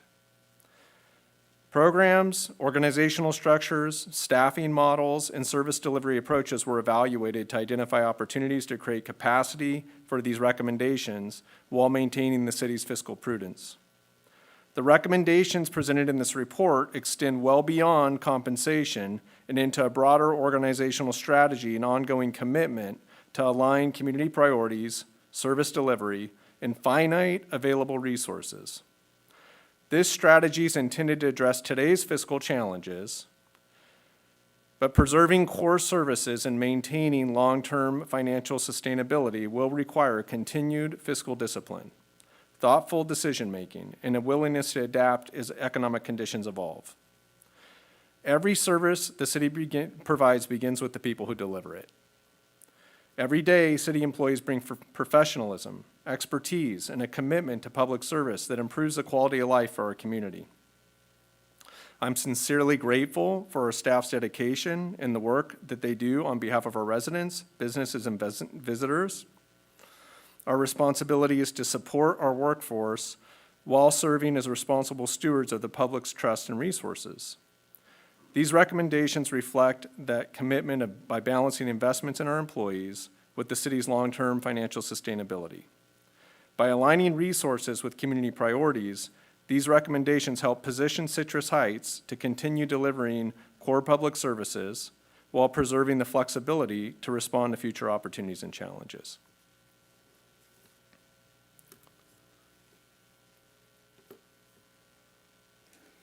Thank you. City Manager Feeney, Sorry. let's go ahead and continue. So with that, what we wanted to do, as City Manager Feeney mentioned, our best practice and a best practice in general is to frequently update the long-range model. And anytime we're making a decision or trying to figure out if it's something that is attainable, a project, any upcoming increases or, anything else that we have that could be impacted to the budget or any amendments, what we're doing is we're running it through the model to be sure that we are in line and maintaining our reserves. And that also then allows us to basically plan for us to take care of our community and also our people. So what happens is I wanted to go over the mid-cycle update. While this was an amended budget that was brought to council at the June 24th meeting, I think it's important for us to review some of the changes that happened during that meeting and what was adopted as the amended budget. We at the city do adopt a biennial budget. So in June of 2025, we adopted a 2-year budget. And then at the beginning of the second year, or before the second year, we come and reevaluate the financial model, update that, and say, okay, what are our new projections? And some of the projections that impacted that budget, we'll start with revenues. On the revenue side, we had our sales tax, and sales tax, as mentioned, has been pretty much flat.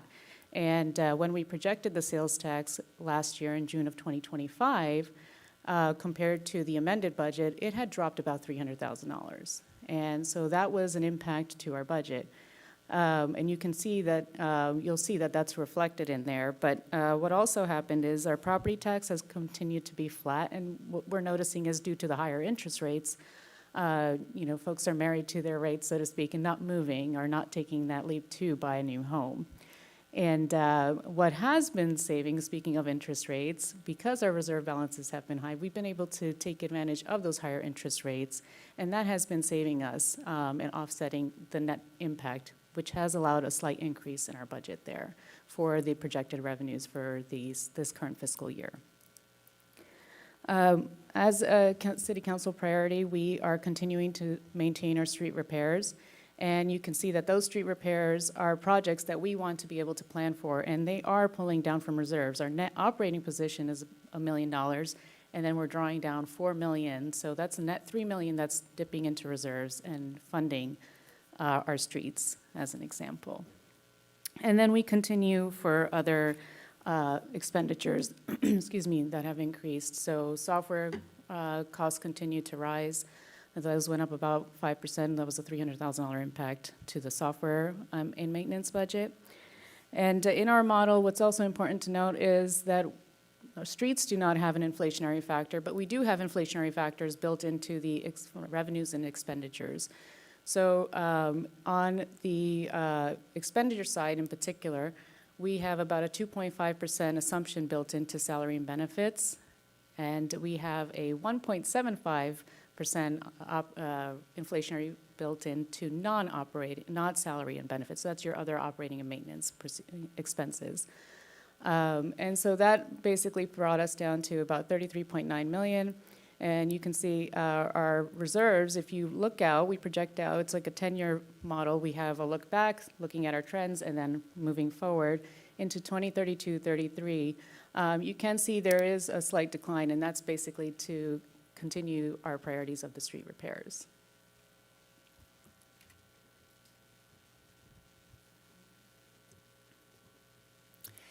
So there's a couple of ways that compensation adjustments are made, and it depends on if an employee is a represented employee or an unrepresented employee.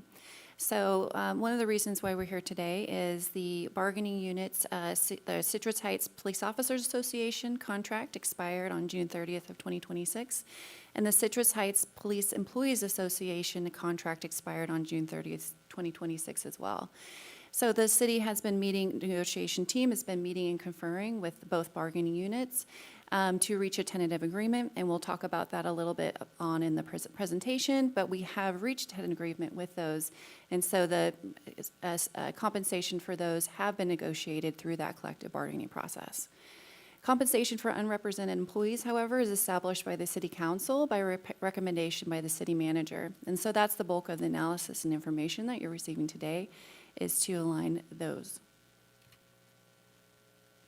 So a look back at what we've done since 2023. In October of 2023, October of 2023, July of 24, and July of 2025, this is the compensation plan, the adjustments that were made for all city employees, represented and unrepresented. With the exception of some classifications. So the city's contribution to the medical plan was increased in October of 2023. The city provided a general salary increase of 3% of a cost of living adjustment for employees. And department director ranges were moved, but as we know, if the range move, it doesn't mean it's an automatic compensation adjustment for those individuals, it's just the range. Market equity adjustments were also made to bring classifications to the labor market median. Except for department director positions, those were not brought to the labor market median. In July of 2024, cost of living adjustment was applied to all classifications of 3.8%, and that was based on the April year-over-year CPI. And we also did a cost of living adjustment of 1.3% in July of 2025, again to align with the April year-over-year CPI. So I wanted to take a moment to reflect now, going back to our long-range forecast. If we were to do what we did in 2023, this would be the impact of bringing all staff to market median. And you can see at the tail end there, we basically have a problem, especially in 2032, 33. We're in the negative. I mean, we've ran out of funds. And that's quite a big difference. And this is just us zooming in, and you can see in those outer years just to show, I mean, that's $9 million below the targeted reserves. Our targeted reserve should be at $8 million of the 17%, and that's $9 million below. And if you look at the 25%, which really, I mean, that's a 3-month savings, should be standard. you're $12 million below.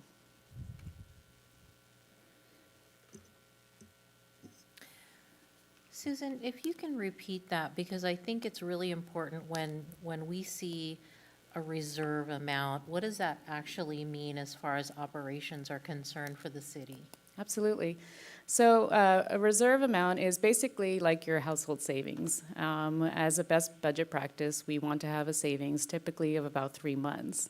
And that's our target. So of 3 months of our expenditures, 25% would be that, or 17% is our minimum policy.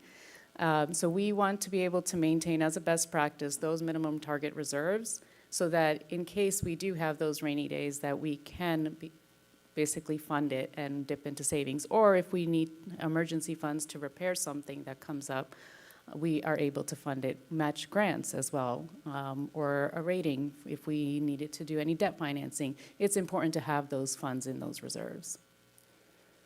Thank you.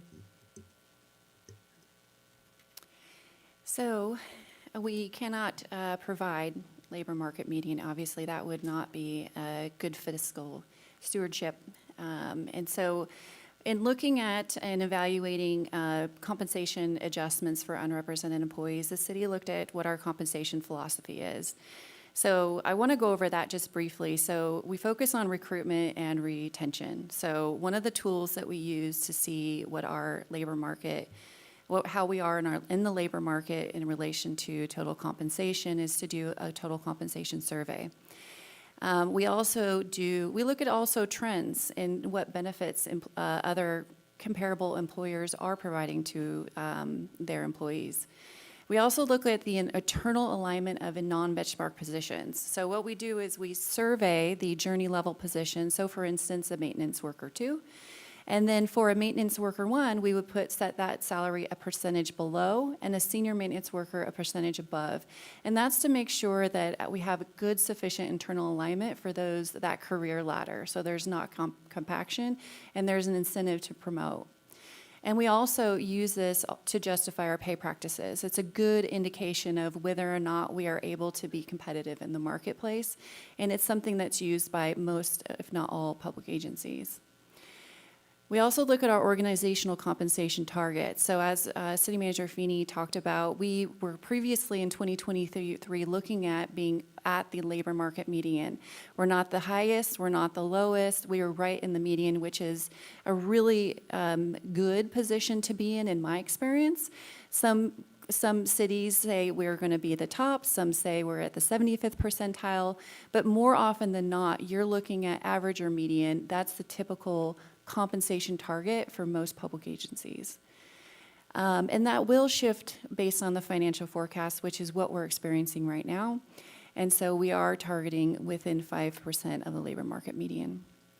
And most importantly, we look at the fiscal sustainability of any kind of recommended compensation adjustments to make sure that we're being fiscally responsible, that we're able to prioritize the City Council's goals and priorities, maintain a healthy reserve, as Director Talwar explained, and we're preparing for the rainy days. And so that picture there of the, roadway outside of City Hall on a nice rainy day is what we're preparing for. So a total compensation survey is a standard, they have standard elements used by local government. So what we survey is the maximum base salary of a classification in the city's classification versus one of our comparator agencies. We also look at the employer contributions to the deferred compensation account, longevity pay at 10 years, any certification or education pay. We also look at the employer contributions to the health, dental, vision, life insurance, and long-term disability plans, as well as a retirement health savings account and any Social Security, FICA, or Medicare contributions that are made by the employer. And we subtract any employer cost of a retirement that's paid by the employee, so cost sharing. And this encompasses a total compensation package. So we don't just look at the base salary from one agency to another, we look at the entire compensation package to get a very good indication of whether or not our compensation package is competitive in the marketplace. The comparator agencies that the city uses are the City of Davis, Elk Grove, Folsom, Rancho Cordova, Rockland, Roseville, Sacramento, West Sacramento, Woodland, and the County of Sacramento. And these are comparator agencies that we use for our bargaining units as well as our unrepresented employees. It's important to maintain the same set of lists of comparator agencies to ensure that our non-represented positions are surveyed the same as our represented to avoid those compaction issues in the career ladders that I just was discussing. So the typical elements that you look at when you're establishing a comparator agency list are your geographic labor market, so how close are these agencies to your agency, the population served, the organization size, the services they provide, the labor market competition, economic characteristics, their classification comparability, so whether or not they even have classifications that are compared to ours, their governance structure, and any historical comparative agencies that we've used. And we do also meet and confer with unions to establish these lists. And so they do have a stake in this, in establishing these lists. And so that is our comparator agency list, identified as our labor market. So jumping back to the long-range forecast here, this is the impacts that would take into effect if we did the 5% below median. Click, thank you. And what I wanted to do was bring up for comparison, so at the bottom, the two rows there, you'll see that's what we were at median. So at the end of that, we're $9 million below the targeted reserves. And if you go up above, we are now $4.5 million below. So that's a pretty big delta just with that 5% below. And basically, you can see the impacts of what that has over time. Yeah, and clearly we can't do things that put us in the red knowingly. As your city manager, on my watch, we're not going to make recommendations that we knowingly put ourselves into a structural deficit. We see that at some cities, and they've gotten themselves into real trouble with some decisions they've made over time that have put them into a structural deficit, and then it's even a much harder problem to solve for. But you heard previously, with the exception of the department directors in 2023, people were brought to median. And now we're not able to afford, with our forecast, being able to bring our team to median. But we still need to be competitive in this marketplace. It's critical to ensure that we have our talented employees here to deliver the services. If we don't have the right kind of workforce, we can have very expensive mistakes that happen that cost the city even more money. We also lose, the excellent knowledge that's built when we aren't able to retain our team. We get into perpetual training that only benefits other agencies. So we feel that by making this recommendation to be within 5%, we're able to make sure that we still offer a competitive market place for our employees. There's also, other great benefits working here for the city, just from the community we serve, where that's not lost. But I'll say from an organizational restructure over the past 4 years, we've been actively restructuring this organization all along. The first budget we proposed, our community development department had a planning manager. That's like a commander in the police department. It was removed from the department, to make sure that we could have some savings to ensure that we're able to be competitive in the marketplace and just lean service delivery models. Our budget manager was again removed from the department. We've had several examples where we had management analysts or management level employees that were reclassed.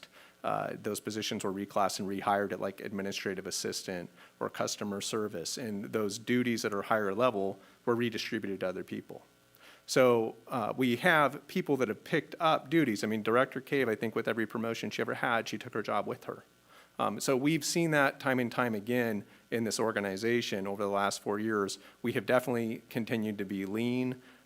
We have budgets that are based on actuals, not just last year's plus 3%, which is common in a lot of government agencies. So we run a very lean operation here.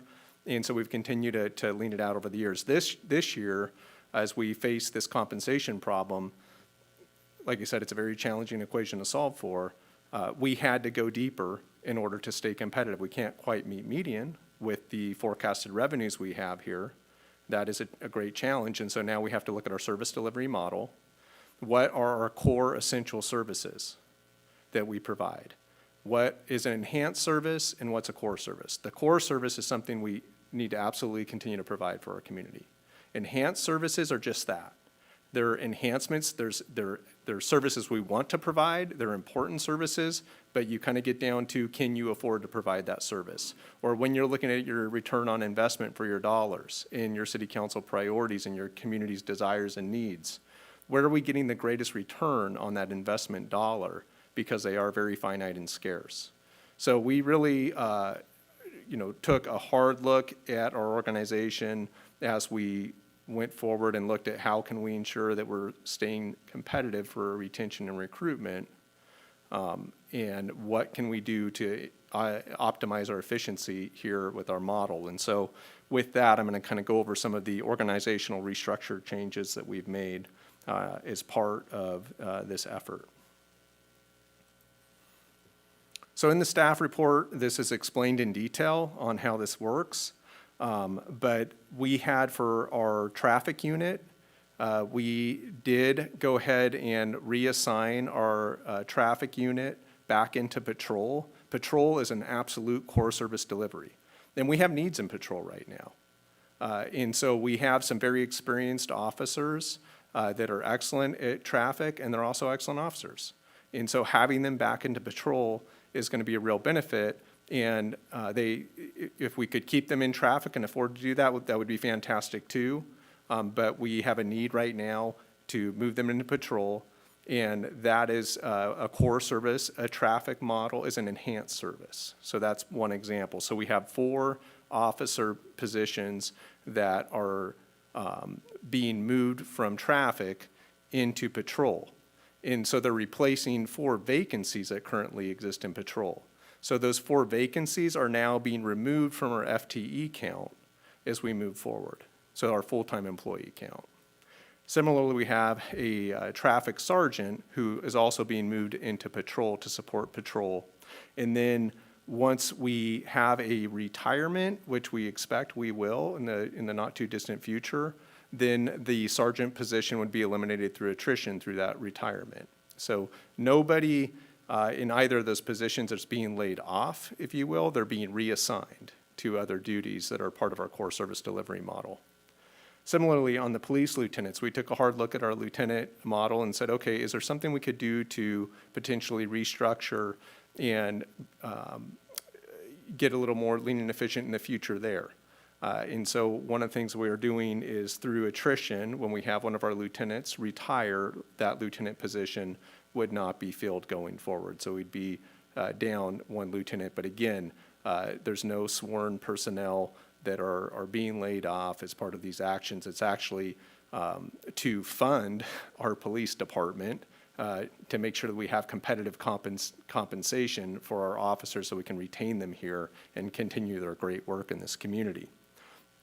We did have have to take a really hard look at the professional staff and say, okay, is there some things we could do there to free up some positions and have some different reporting structures and have more operational efficiency.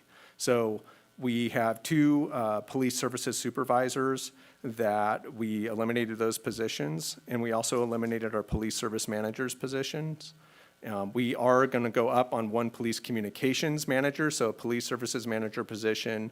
While that position's eliminated, we do have one of those employees that's going to be in the police communications manager position, which is certainly where the organizational need is.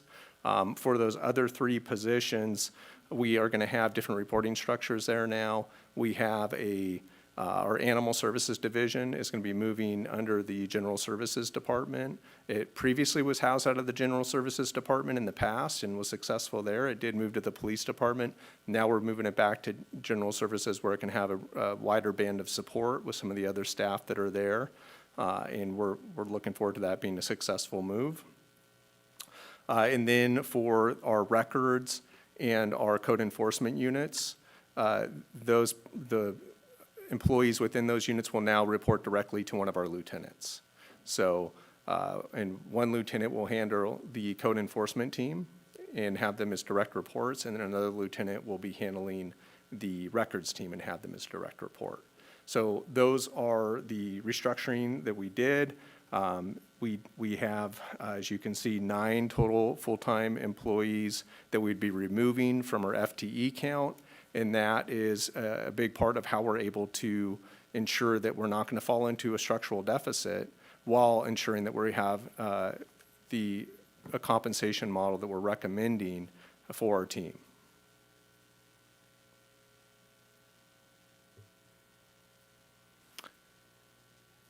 And you can see here, so the net impact of those changes. You can see the compensation adjustment, and this is articulated within the staff report as well, that now with those compensation adjustments, those offset, not fully, clearly, but they do a big part in offsetting some of those expenses that were putting us into a structural deficit before, while also still allowing us to provide that core service delivery that really local government's tasked with. When we can provide enhanced service delivery, we absolutely want to and love to, and if there's some new revenue source that appears in the future, and we could bring the traffic unit back, for instance, or other enhanced services the city council would want to consider, you know, we'd love to do that. But I think the responsible thing that we need to do is to make sure that we're able to retain our talented staff, make sure they're funded, make sure that we are competitive in the marketplace, while ensuring that we're not putting the city into a structural deficit down the road.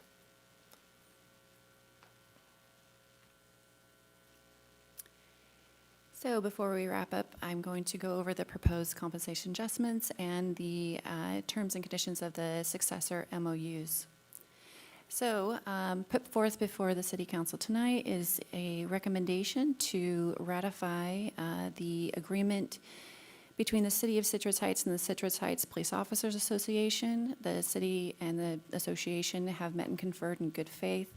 Over the last several months, we have agreed to provisions of a successor MOU, and it has been voted on and ratified by the association's members. So summary of the contract terms is that it will be a 2-year term from July 1 of 2026 to June 30th of 2028. In August of 2026, the city will be increasing the city's maximum contribution to the medical plan. In July of 26, this month, we'll be providing a cost of living adjustment of 3.8% for all represented classifications, and that number is in alignment with the April CPI. City's also going to provide market equity adjustments for classifications that have fallen more than 5% below the labor market median. In year 2 of the contract, the city has agreed to provide cost of living adjustments of 2 to 3%. That's again based on the April 12-month Consumer Price Index, staying in line with that methodology. We've also come to agreement with the Citrus Heights Police Employees Association on the provisions of a successor MOU. It has also been voted on and ratified by the association's members. In summary, the contract terms are a 4-year contract term from this month to June 30th of 2030. August 1st, we will be increasing the city's contribution to the medical plan, and as well as increasing the city's medical plan opt-out provision for represented members. In July 12th, effective date, cost of living adjustment of 3.8%, as well as market equity adjustments for any represented classifications that are more than 5% below the labor market median. Thereafter, in year 2, 3, and 4, July of each of those years, the city has agreed to do cost of living adjustments from 2 to 4% based on the April 12-month Consumer Price Index.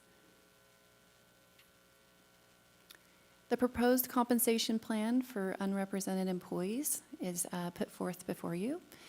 Staff is recommending a 4-year compensation plan starting this year until June 30th of 2030.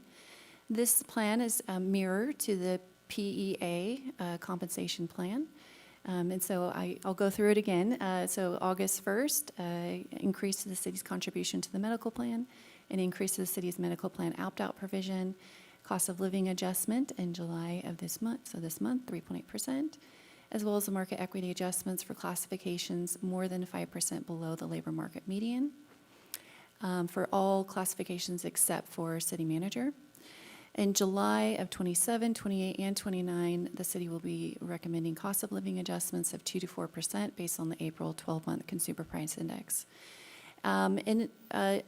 Different from our represented units, compensation adjustments for unrepresented employees will be dependent on approval of the biennial operating budget. And so this will be presented to you for recommendation of approval each year. And it'll be dependent upon the city's financial forecast.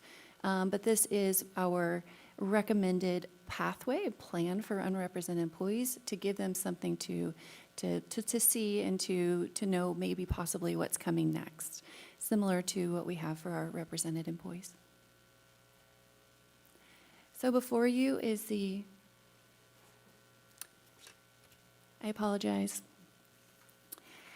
So government code requires that I state that as outlined in the staff report, this item includes a recommendation to approve salary range and medical plan adjustments for department head classifications, Administrative Services Director, Chief of Police, City Manager, Community Development Director, Economic Development and Community Engagement Director, General Services Director. These adjustments are consistent with the adjustments recommended for both represented and unrepresented employees as outlined in the staff report, with the exception of the compensation recommendation for the city manager, which is just the cost of living adjustment and the medical plan provisions as outlined in his employment contract. If approved, these changes will be effective July 12th of 2026. So in summary, the recommendations, staff recommends the City Council adopt a resolution adopting the Memorandum of Understanding for the Citrus Heights Police Officers Association. Staff recommends the City Council adopt a resolution adopting a Memorandum of Understanding for the Citrus Heights Police Employees Association. Staff recommends the council adopt a resolution of the City Council adopting the amended salary table with cost of living adjustments and market equity adjustments. And those are attached as Exhibit A. And staff also recommends the City Council adopt resolution adopting amendments to the employer contribution level for employee health benefits. And we are here to answer any questions.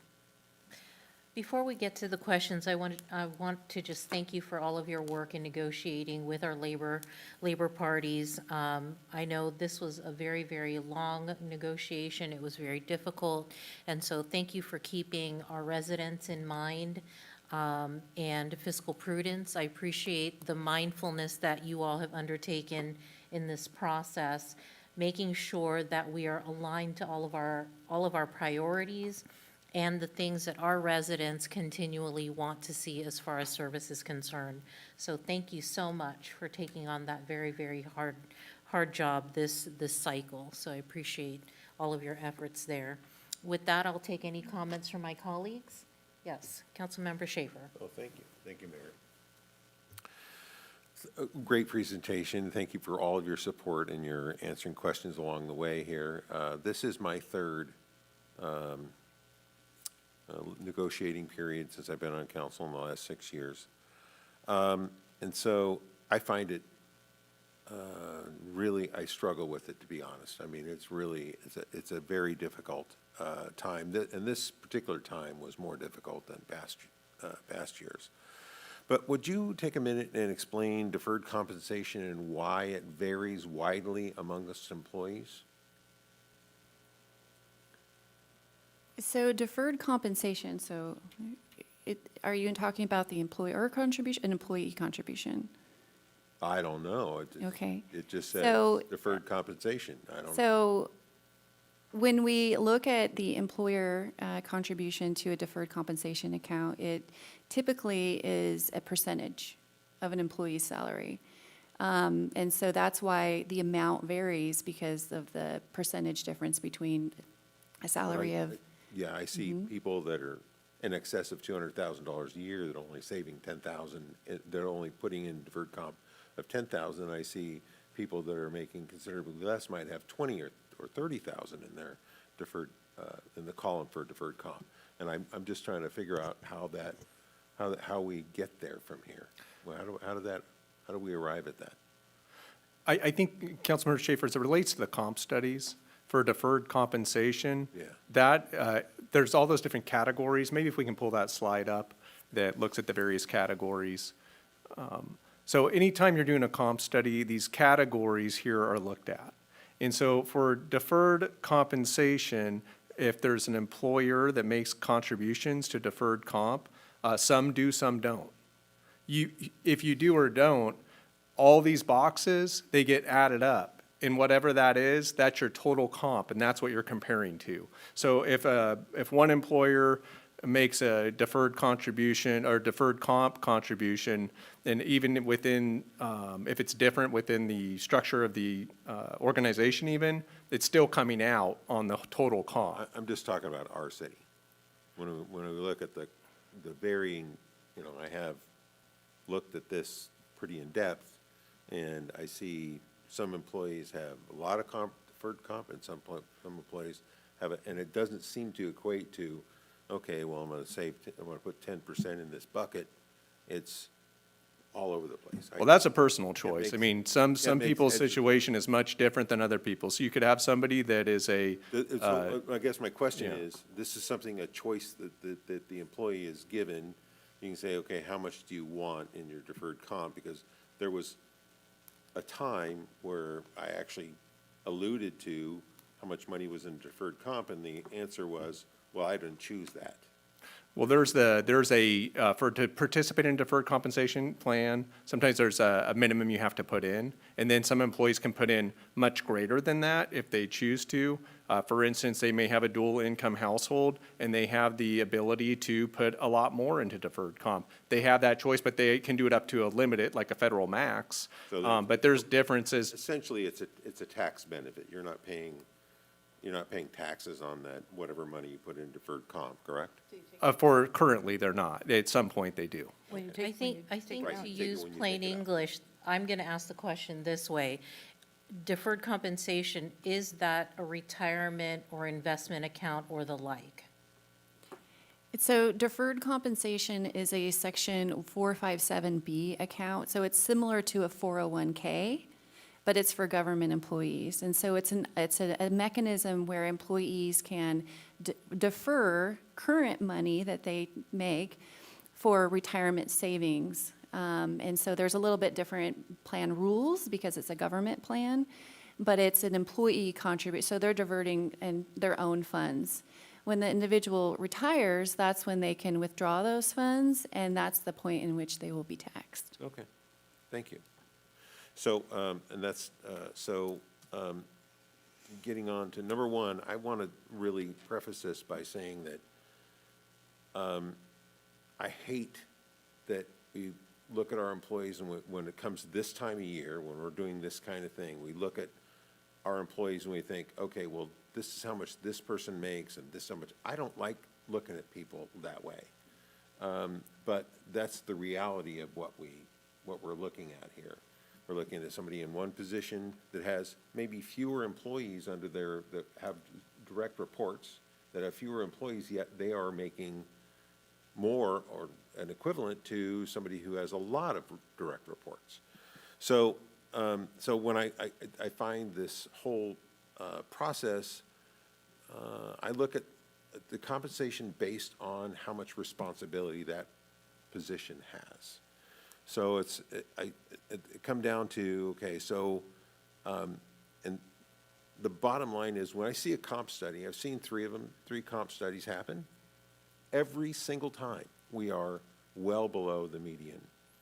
And I think we shoot ourselves in the foot when every time we give substantial raises, 3.8% CPI, and then another 3%, that's a substantial raise in a year. And that gets calculated into the median income for the next time around. So we're constantly just chasing our tail. Every time we do, 7%, 8% raise combined, then the next time we come up, now we're even farther behind the eight ball. And so and cities run into this. I think this is sort of not the only area where this becomes a challenge, but it becomes a fiscal challenge for all cities when they're trying to play catch-up. They're always trying to play catch-up. Rockland pays more, Roseville pays more, even though, you know, that there's very different, Roseville has a $250 million a year budget, and that doesn't even include Roseville Electric or any of the other services. That's just their main general fund budget is $250 million a year compared to our $47 million.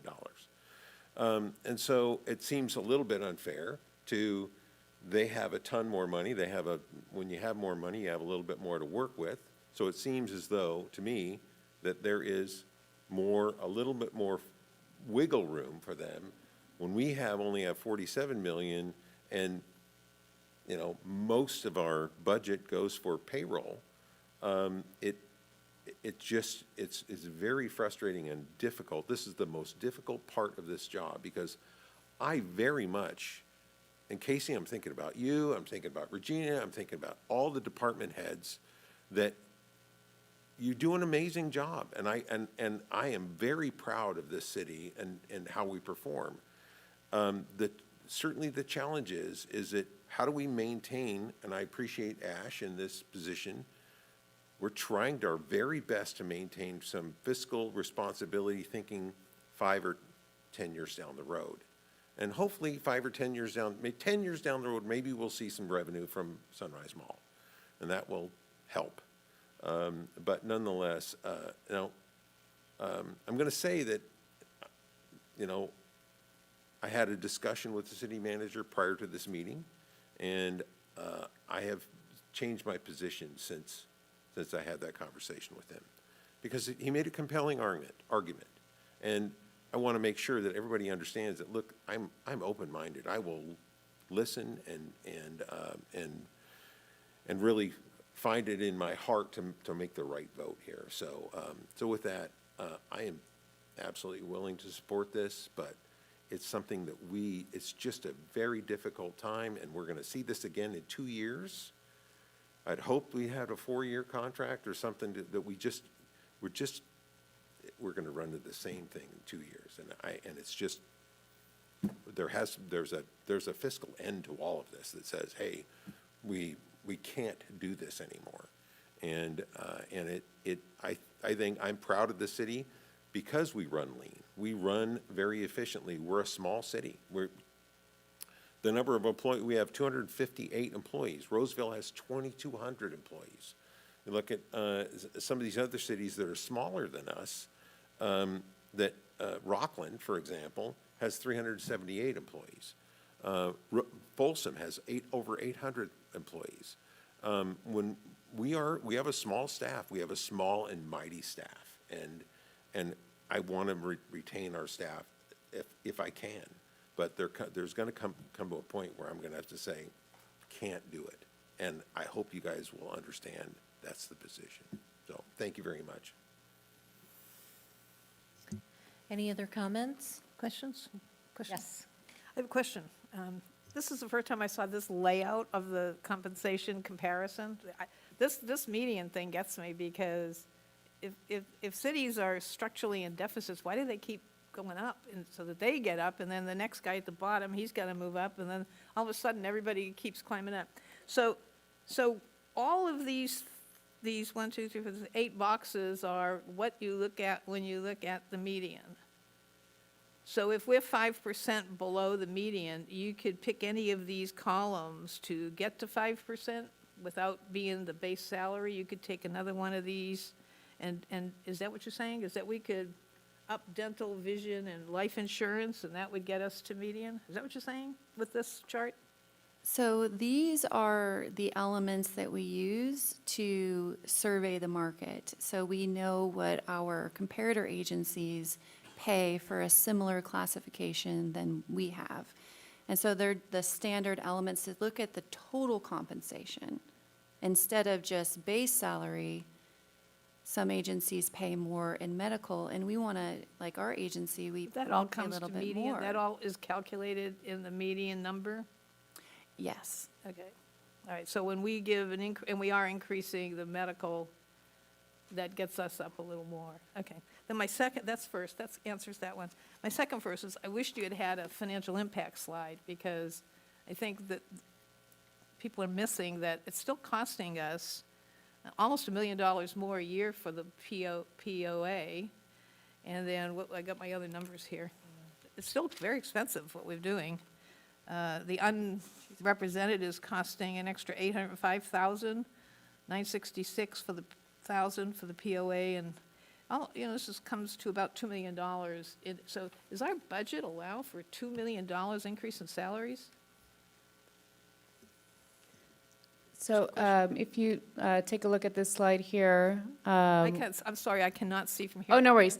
I can run through it. Tell me what it says. Sure. So the net impact of it for the current fiscal year is basically going to put us in a net operating position of about 200,000, 300,000? Where do we take that out of? Do we take it out of reserves and move it up? No, meaning on the positive. So we would not have to pull from reserves in this current fiscal year. All right. Yeah, I think it may be helpful, Director Talwart, why don't we show the current adopted budget that, before any of these compensation adjustments, and let's look at the ending That would be forecasted good. reserve balance on that, and then with the 5% of median with the structure, the organizational restructure we had to do. So, because what you're going to see is, we're not in a worse position, but we had to make some really hard decisions, look very hard at our organization to ensure that we're not. So this one here, I'll just show, it has, if you look at, like right now, there's no factor put in for solving a median. So this is our current adopted budget, and you can see at 2032, 2033, we're just above a 25% No, reserve I'm looking, level. I want to know 2026, 27, which is Yeah, where we so are. 26, 27, we're at a reserve level, that we're at 33, we're at 30, almost $34 million. So if you look at that ending reserve balance line, the yellow one, that's showing almost $34 million, okay, of ending reserve balance, which is in excess of, of our target. So the net operating expenditures are going to go up, right? Yeah, so if we go to the one of 5% of median without the restructures, and we go back a slide, or the one that, the long range, if we can go back to that. Actually, one more back, please. Or do we have that one? It would basically be this, the current fiscal year, so this slide, but showing this 26, 27. Do we have that one here? I'm just wondering how it affects our Yeah, I'm gonna get to that. So here's, same well, budget cycle. so this is with, okay, but do we have, okay, there's this last slide. This is after our compensation adjustments. So this would be after our organizational restructure. We're still ending with almost a $33 million reserve balance. Oh, But where did the, yeah, what I was trying to show, Okay. what I was trying to show was our current, then if we didn't have any organizational restructure, what the cost would be, which would be in excess of $2 million. So basically, if you look here on this, I'm sorry, I must have touched something. Whoops. I touched something on my screen, just bear with me a My moment. question is, where are you taking the 2 million from in our budget to? It comes out of our revenues. I mean, it comes out of our revenues. So ultimately, if So we we. have less to spend on other things, is that what you're saying? Well, it would be coming out of our reserve, so it would basically lessen the amount of our reserve fund. So that's where it comes out of, but That's you the can. question. Yeah, okay, That's good. okay. That's it. Any other questions? Exhausted.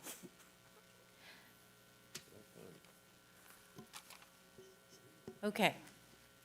Are we ready for motions? Mayor, I do have a public comment speaker for this Oh, yes. item. Thank you. And I don't see any raised hands at this time, but I will call the in-person public comment. Charles Stone. All right, welcome. Thank you. Thank you, Madam Mayor, council members. My name is Charles Stone, and I'm here to oppose just one part of all of this structure here. And I agree with the city manager that we have to focus on our key services, and I believe the police department is one of our key services. And so I oppose the loss of the 9 full-time equivalent positions for the police department. And here's why. The city of Citrus Heights gets a D- from a group called Area Vibes and ranks us very last for the number of victims of violent crimes within our city. According to notice.org, we're basically 1 in 246 of us are going to be a victim of violent crime in the city. In 2024, our city had 3 murders, 33 rapes, 82 robberies, 256 assaults, 377 violent crimes, 370 burglaries, 1,265 thefts, 243 vehicle thefts, and 1,825 property crimes. And while we were in this meeting, JK Jewelers was robbed. So that's another crime, why we were here. And we're thinking about cutting cops that respond to all of these crimes. Essentially, we're cutting from the protection of our people. And I have to disagree with that.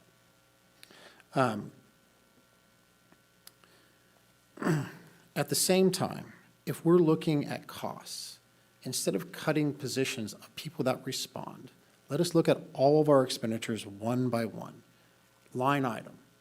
Just like, and I hate to use this term because it has a political connotation to it, just like Doge did. Look at every expenditure and say, hey, what do we really need? What are our core services? And what do we do that makes our citizens safer? If we have to cut something, let's cut those. And I looked at our most recent budget, or our most recent pamphlet, which is the popular annual fiscal financial report. On page 8, it shows that we have $19,286,849. And we're talking about cutting positions from our police department that are the ones that respond if we need an emergency. Thank you. Thank you. All right. Any other public comment? I do not have any other public comment for this item. All right. Do we have additional comments, thoughts? No, but I think that comment needs to be answered. Would you like me to go and address some of the concerns that were raised there? Yes, please. Yeah. I'll say that, like what was referenced, if it was a crime that just occurred with, I'm sorry to hear if that's the case, but ultimately if there was a robbery or something of that nature at this hour, patrol's responding to that. We're not cutting patrol. Actually, the moves we're making are helping to enhance patrol. Patrol is the core service function of law enforcement along with investigations. And all those enhanced services are important. POP's important, traffic's important, all of them are important, but you have to make decisions. So when we're talking about a unit, the traffic unit does great work, not taking anything away from the work that they do. But all the things that were just raised there, that's not their focus. The other crimes that were just talked about, what we're doing by these actions is making sure that we're able to keep those individuals that combat the crime. We're reinforcing those that combat those type of crimes that were talked about. Someday, if there's a new revenue source that shows up, or we have some very successful economic development opportunities, like Sunrise, and more revenues come in, and we can bring those enhanced services back, like the traffic unit, then that's what we could consider. But all those type of crimes that were just mentioned, we absolutely are making investments into the police department through the compensation, and also by taking those positions out of traffic and putting them back into patrol really helps reinforce that. The other positions that we're talking about that were cut there was some mid-level management bands that were professional staff, not sworn officer staffs. That was very tough. Great people, great employees. We have to look hard at our organization and say, where can we be more operationally efficient to ensure that we can keep that high level of public safety. Last year was the lowest crime rate in the city's history since incorporation. Our public safety team does an excellent job in ensuring this community is safe, and that's going to continue. We had to make some really hard decisions. And we have doged this place big time over the last several years. The council's been part of that. That's one of the things that's been important to me as a city manager. We run budgets on actuals. We continue to constantly look at our cost. this operational efficiency exercise that's part of this budget is something that is right in that vein. And we had to make some very hard choices to ensure that this community is still able to enjoy those core service essentials that is so critical in local government provision. And then also make sure that we're able to retain those employees that deliver for this community day in and day out, and will do so tomorrow as well. So I just wanted to make sure that we were able to clarify that. Thank you. I have one more question, too, Okay, before we vote. hold on one moment. Did we have another public speaker? I do. I just received a in-person public comment. Okay, let's go ahead and have that. Chris, is it Coletti? If you could step to the podium, please. Thank you.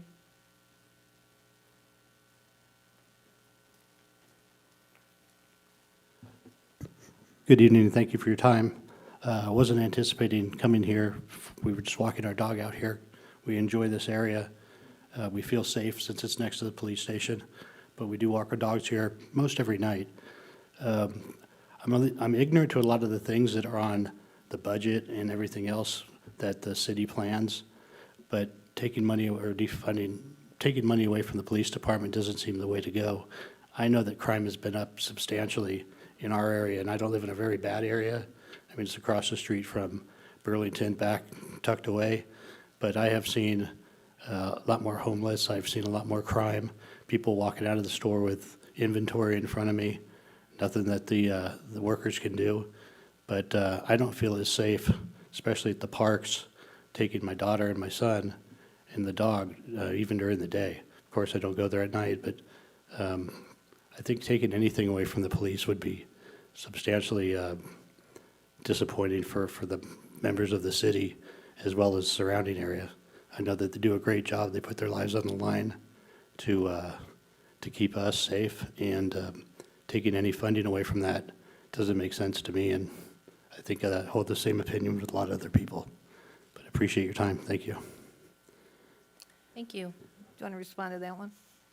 Well, There's no money being taken away. All right, we have some comments here Yes. from my colleagues. Well, I just want some clarification from the city manager. Did we cut any sworn officers? Not one employed filled position was cut. There were no employed sworn positions that were cut. We did take some vacancies by that traffic unit that I spoke about earlier. Those are officers that were reassigned to patrol, and that traffic unit is being dissolved as part of this action. So there were vacancies that are being removed from the budget, but no officers were being laid off as part of this. So what I will say, when we hear about defunding, that's not happening here. We actually are increasing the police department budget, funding police. What we did is we looked at our operational efficiency. How can we ensure the core service delivery model continues, which absolutely takes care of crime? How can we ensure that the POP unit that works with the beautification crew to ensure that we're working on some of the matters that were just raised on blight and homelessness, that we continue to see results there? And I'm going to talk in my updates about some things we heard from Sac Metro Fire about the calls for service around homelessness are way down, and they said Citrus Heights is clearly doing something that nobody else is doing because they don't see that elsewhere. So I'd say that the results, I'm a metrics person, and looking at results in return on investment and what we have put forward to this city council and for this community based on what I know from the community and I know your council priorities, we're balancing those priorities here. We're making sure that our police department is well-funded, and if the council approves their agreement that their bargaining unit voted on, certainly that is, keeps the labor piece. And in addition to that, those core services that the community relies on, those are maintained. And like I say, in the future, if we can find a new revenue source of some sort, then if the council and the community wanted to look to bring something like traffic back, that ability could happen. But that we're not putting the city in any kind of structural deficit, because what happens if you make moves now, they say, oh, I just want to keep it as it is, even though I know I have a revenue problem coming down the pike. The compounding effect of money means if you wait to solve the problem later, that problem's much deeper and much harder to solve. And then, like some communities, you are looking at core service delivery cuts. That's not what we're doing here. We're making sure core services are maintained and compensation levels to keep our employees here are maintained as well. We're looking to balance those efforts. Thank you so much, City Manager Feeney. Any other comments or I questions? have another question. So I learned something tonight, because I too had a conversation with the city manager prior to our meeting. So the directors did not get a market equity adjustment the last contract. Is that last contract period that we That's had? that's correct. So that's news. I did not know that, because tonight we'll be voting on a substantial increase for those people. And I just wanted to make clear that, to the public, that they have not had an equity adjustment in 4 years now? Is it Yeah, 4 years? That's correct. Since the 2023 adjustment, there was no adjustment in 2023. So even prior to that, so that range didn't move. There was not a market equity adjustment when we did that for the rest of the organization. It was a big problem to solve for last time. I wasn't here then, so I just, Yeah. okay. So I know that the mayor has to read that into the record, so I just wanted to make that clear that, thank you. I'm done, Mayor, thank you. Yes, Vice Mayor. I'll keep it brief. I just want to point out that I've been on the council since 2018. I've done a few of these, and that every time we've done it, as Councilmember Schaefer has said, we've always chased CPI. We've always done our very best to make sure that our officers and sworn personnel and unsworn personnel, we meet what it is that we know that you need. And I can say, I know many cities that have been able to adjust to 5% of the median and not have to lay off sworn personnel and still manage to have excellent service, clean streets, low crime. As a council, we're doing a really great job with what we see here. We have great staff who are showing us ways and things that we can do to kind of make it work. It sucks. I get it. It's not the cuts that any of us in this room want to make, but we also want to meet the needs to make sure that you know that at least when you go home at night, that we are doing our best to make sure you are compensated well for that. If that means we have to make some, short-term structural changes, like the city manager said, at another date, we can come back and reevaluate this. Apparently, in 2 years, we'll be doing that if this goes through.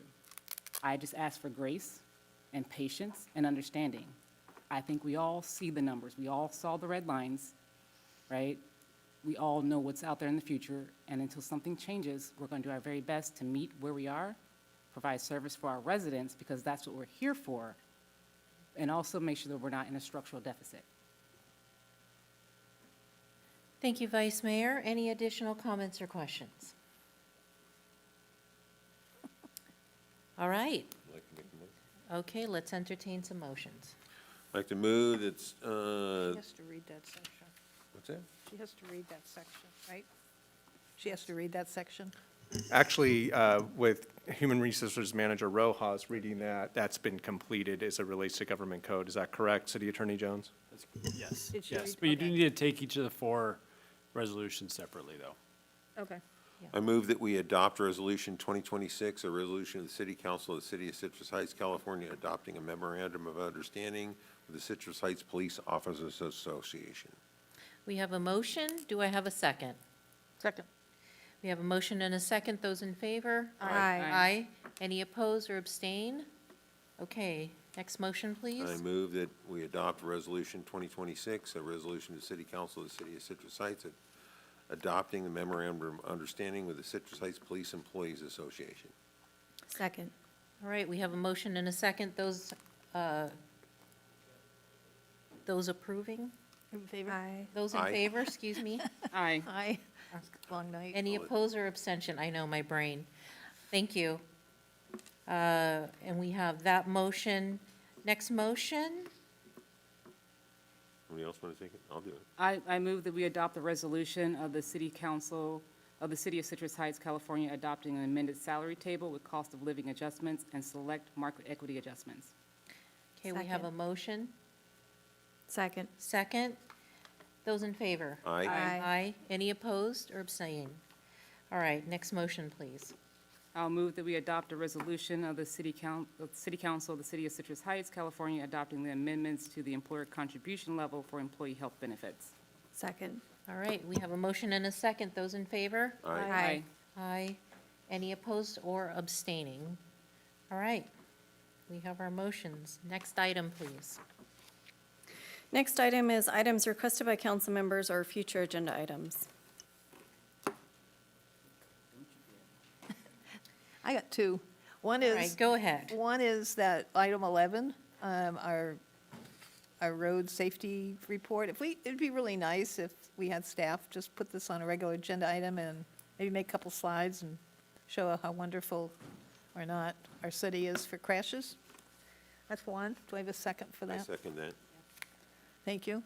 And then the second one is, I've received correspondence from a person who lives on a very small piece of lot. When our hen keeping ordinance allows the keeping of up to six hens, but her neighbor has defined hens to include ducks, which she says keeps her up all night, her ducks. So could we look at that ordinance definition of hens that was adopted in 2016? I have the staff report. It's 72 pages. I know we had big discussions at that time of what the definition should be, and maybe we could look at that and define it better, because I don't think it included ducks. That sounds like an interesting topic, sure. Thanks, Portia. Okay, so we'll. All right, any others? She'll be glad to know that we're going to look at it. Yeah, I too have received some of that correspondence, and we'll bring both those items back in a future meeting. And I'll make sure she shows up. All right, any other item requests? Tim, did you have one? Nope. Okay. Thank you. All right, thank you for that. Next item. Next item is city manager items. All right, well, thank you, council. I do have a few updates for you tonight. Let's see, first up, I spoke to this when we were talking, we had a comment around homelessness and challenges, and I talked about metrics. Well, we had a 2x2 with Metro Fire a week ago, the days blur, but very recently. And Chief House was here with his executive team, and we had a couple of the directors on the line as well from their board. And there was a lot of kudos that were paid to City of Citrus Heights and for the policies that your council has adopted to ensure that this city is a clean and safe community. When Chief came and gave his annual report and all the statistics associated with that, like I say, the metrics prove out that the city's doing very well when it comes to public safety matters, and especially around preventing blight and homelessness. And these numbers that are, these items that are highlighted here, grass vegetation fires for Citrus Heights are down 40% for Sac Metro Fire. And for their calls to service, for homelessness-related calls, whether it's fire from warming fires that get out of hand or just fires that people see, down 43%. Medical calls, this is a real key indicator because sadly, a lot of our unhoused population either has serious medical issues, substance abuse, or mental health, and the fire department is commonly called. Here in Citrus Heights, down 36%. They serve other cities in the region as well as the county area, and they say that we are standing out for the policies that have been enacted here and the work of our team that ensures that we're staying involved and staying up on making sure this city's clean and safe. So they were very complimentary, and they asked, what are you doing here? It's funny, the next week at our general staff meeting, one of the largest cities in the area, one of their assistant city managers had reached out to Director Cave wanting copies of all of our policies, all of our ordinances that we've adopted. So, the work is working. I got a pertinent question to that, Mayor. Sure. Okay, so can we attribute the homeless and medical calls, attribute that to beautification crew staying on top of homeless camps and the like? It seems like, not that homeless have a right to be, but I think that's a proactive move to ensure that we don't have big homeless camps pile up and people have medical emergencies because they can't get in or out of where they're staying. So, Yeah, absolutely. Councilmember Schaefer, that's correct. With the investment, when you went ahead and said, we'd like to form this beautification crew, and that came out of strategic planning, and working side by side with POP, we've really seen some results there, and you can count on that being directly attributable to that effort. Can you send So- us a copy of that slide? Absolutely. We'll make sure that you get a copy of these statistics. Chief House sent them over to us, so I'll make sure they're shared with the city council. I know Chief Turcott has them as well, so. Stars and Stripes. So there was some discussion around numbers in the Sentinel. So anybody that was at Stars and Stripes, it was clearly the biggest year we'd ever had out there. I It dare was- you to find a space in that crowd. It Yeah, was- it was packed, and it was great. People had so much fun. I mean, walking around, you could hear people, best fireworks show I've ever been to, best 4th of July event I've ever been to. People loved it. It was a beautiful night out. And it was truly packed. As Councilmember Schaefer said, food trucks were running out of food. We talked about that as a team. We believe we can fit 4 more food trucks in there, into that event space, so we'll absolutely make sure that we have that for next year.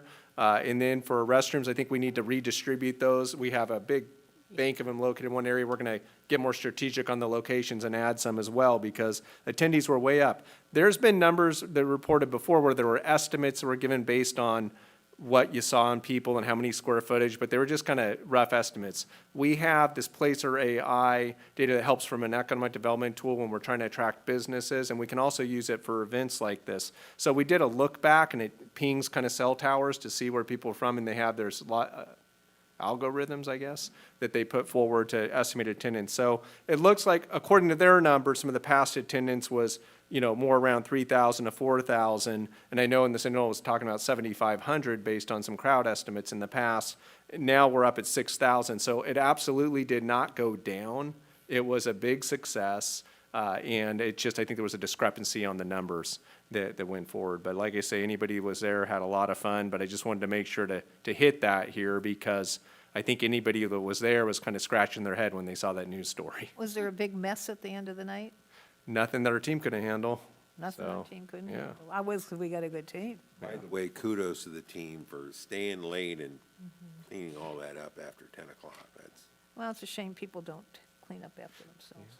This, the team really has this one nailed down. I got to hand it to Director Cave and her entire team, as well as our police department that was keeping people safe there, and then volunteers across our entire city organization were there, and, everyone puts a lot of heart and soul in that event, and it shows. Speaking of more fun events, City Scoop, July 15th, will be at Sylvan Middle School. And this is, if you've never been to a City Scoop before, please turn out. They're great. Have some ice cream with your neighbors. Talk to our team about anything that's on your mind. We also have members from the Park District are there. There was a woman with the Girl Scouts that was doing some recruiting at the last one, and she said, wow, I've done a lot better here than I do at farmers markets, and so she's going to be at the next one. So we're seeing that kind of grow as well for people that want to be there, school districts, so on and so forth, but that's a great event. More events, actually on Thursday, tomorrow night, Art in City Hall is going to be here at City Hall from 5:30 to 8, starts at 5:30, so Citrus Heights Arts is going to be putting that on, and I've been seeing some great art that's being hung here, so look forward to having the community out for that. And then Supervisor Rodriguez is holding a Citrus Heights community meeting on August 5th at 5:30 p.m. here in the chambers. The July 22nd City Council meeting will be part of the summer recess, so that one will not be held. The next City Council meeting will occur on August 12th. Of course, City Hall is open during that whole period to serve our community, but the next council meeting will be August 12th. Are you taking a vacation during the? I haven't figured that out yet, but I'm sure I'm going to take some days off. You need know? some. Yeah, okay, thank you. Council needs some too, so. All right, well, that concludes my updates. Have we gotten any numbers for our fireworks citations? Have we gotten anything for that? I think we can look to maybe have a department update on that at the August meeting, if that would be all right? Yeah. Okay, That would be great. great. Great. All right, next item, please. We have no further items. All right, and we are adjourned. Thank you.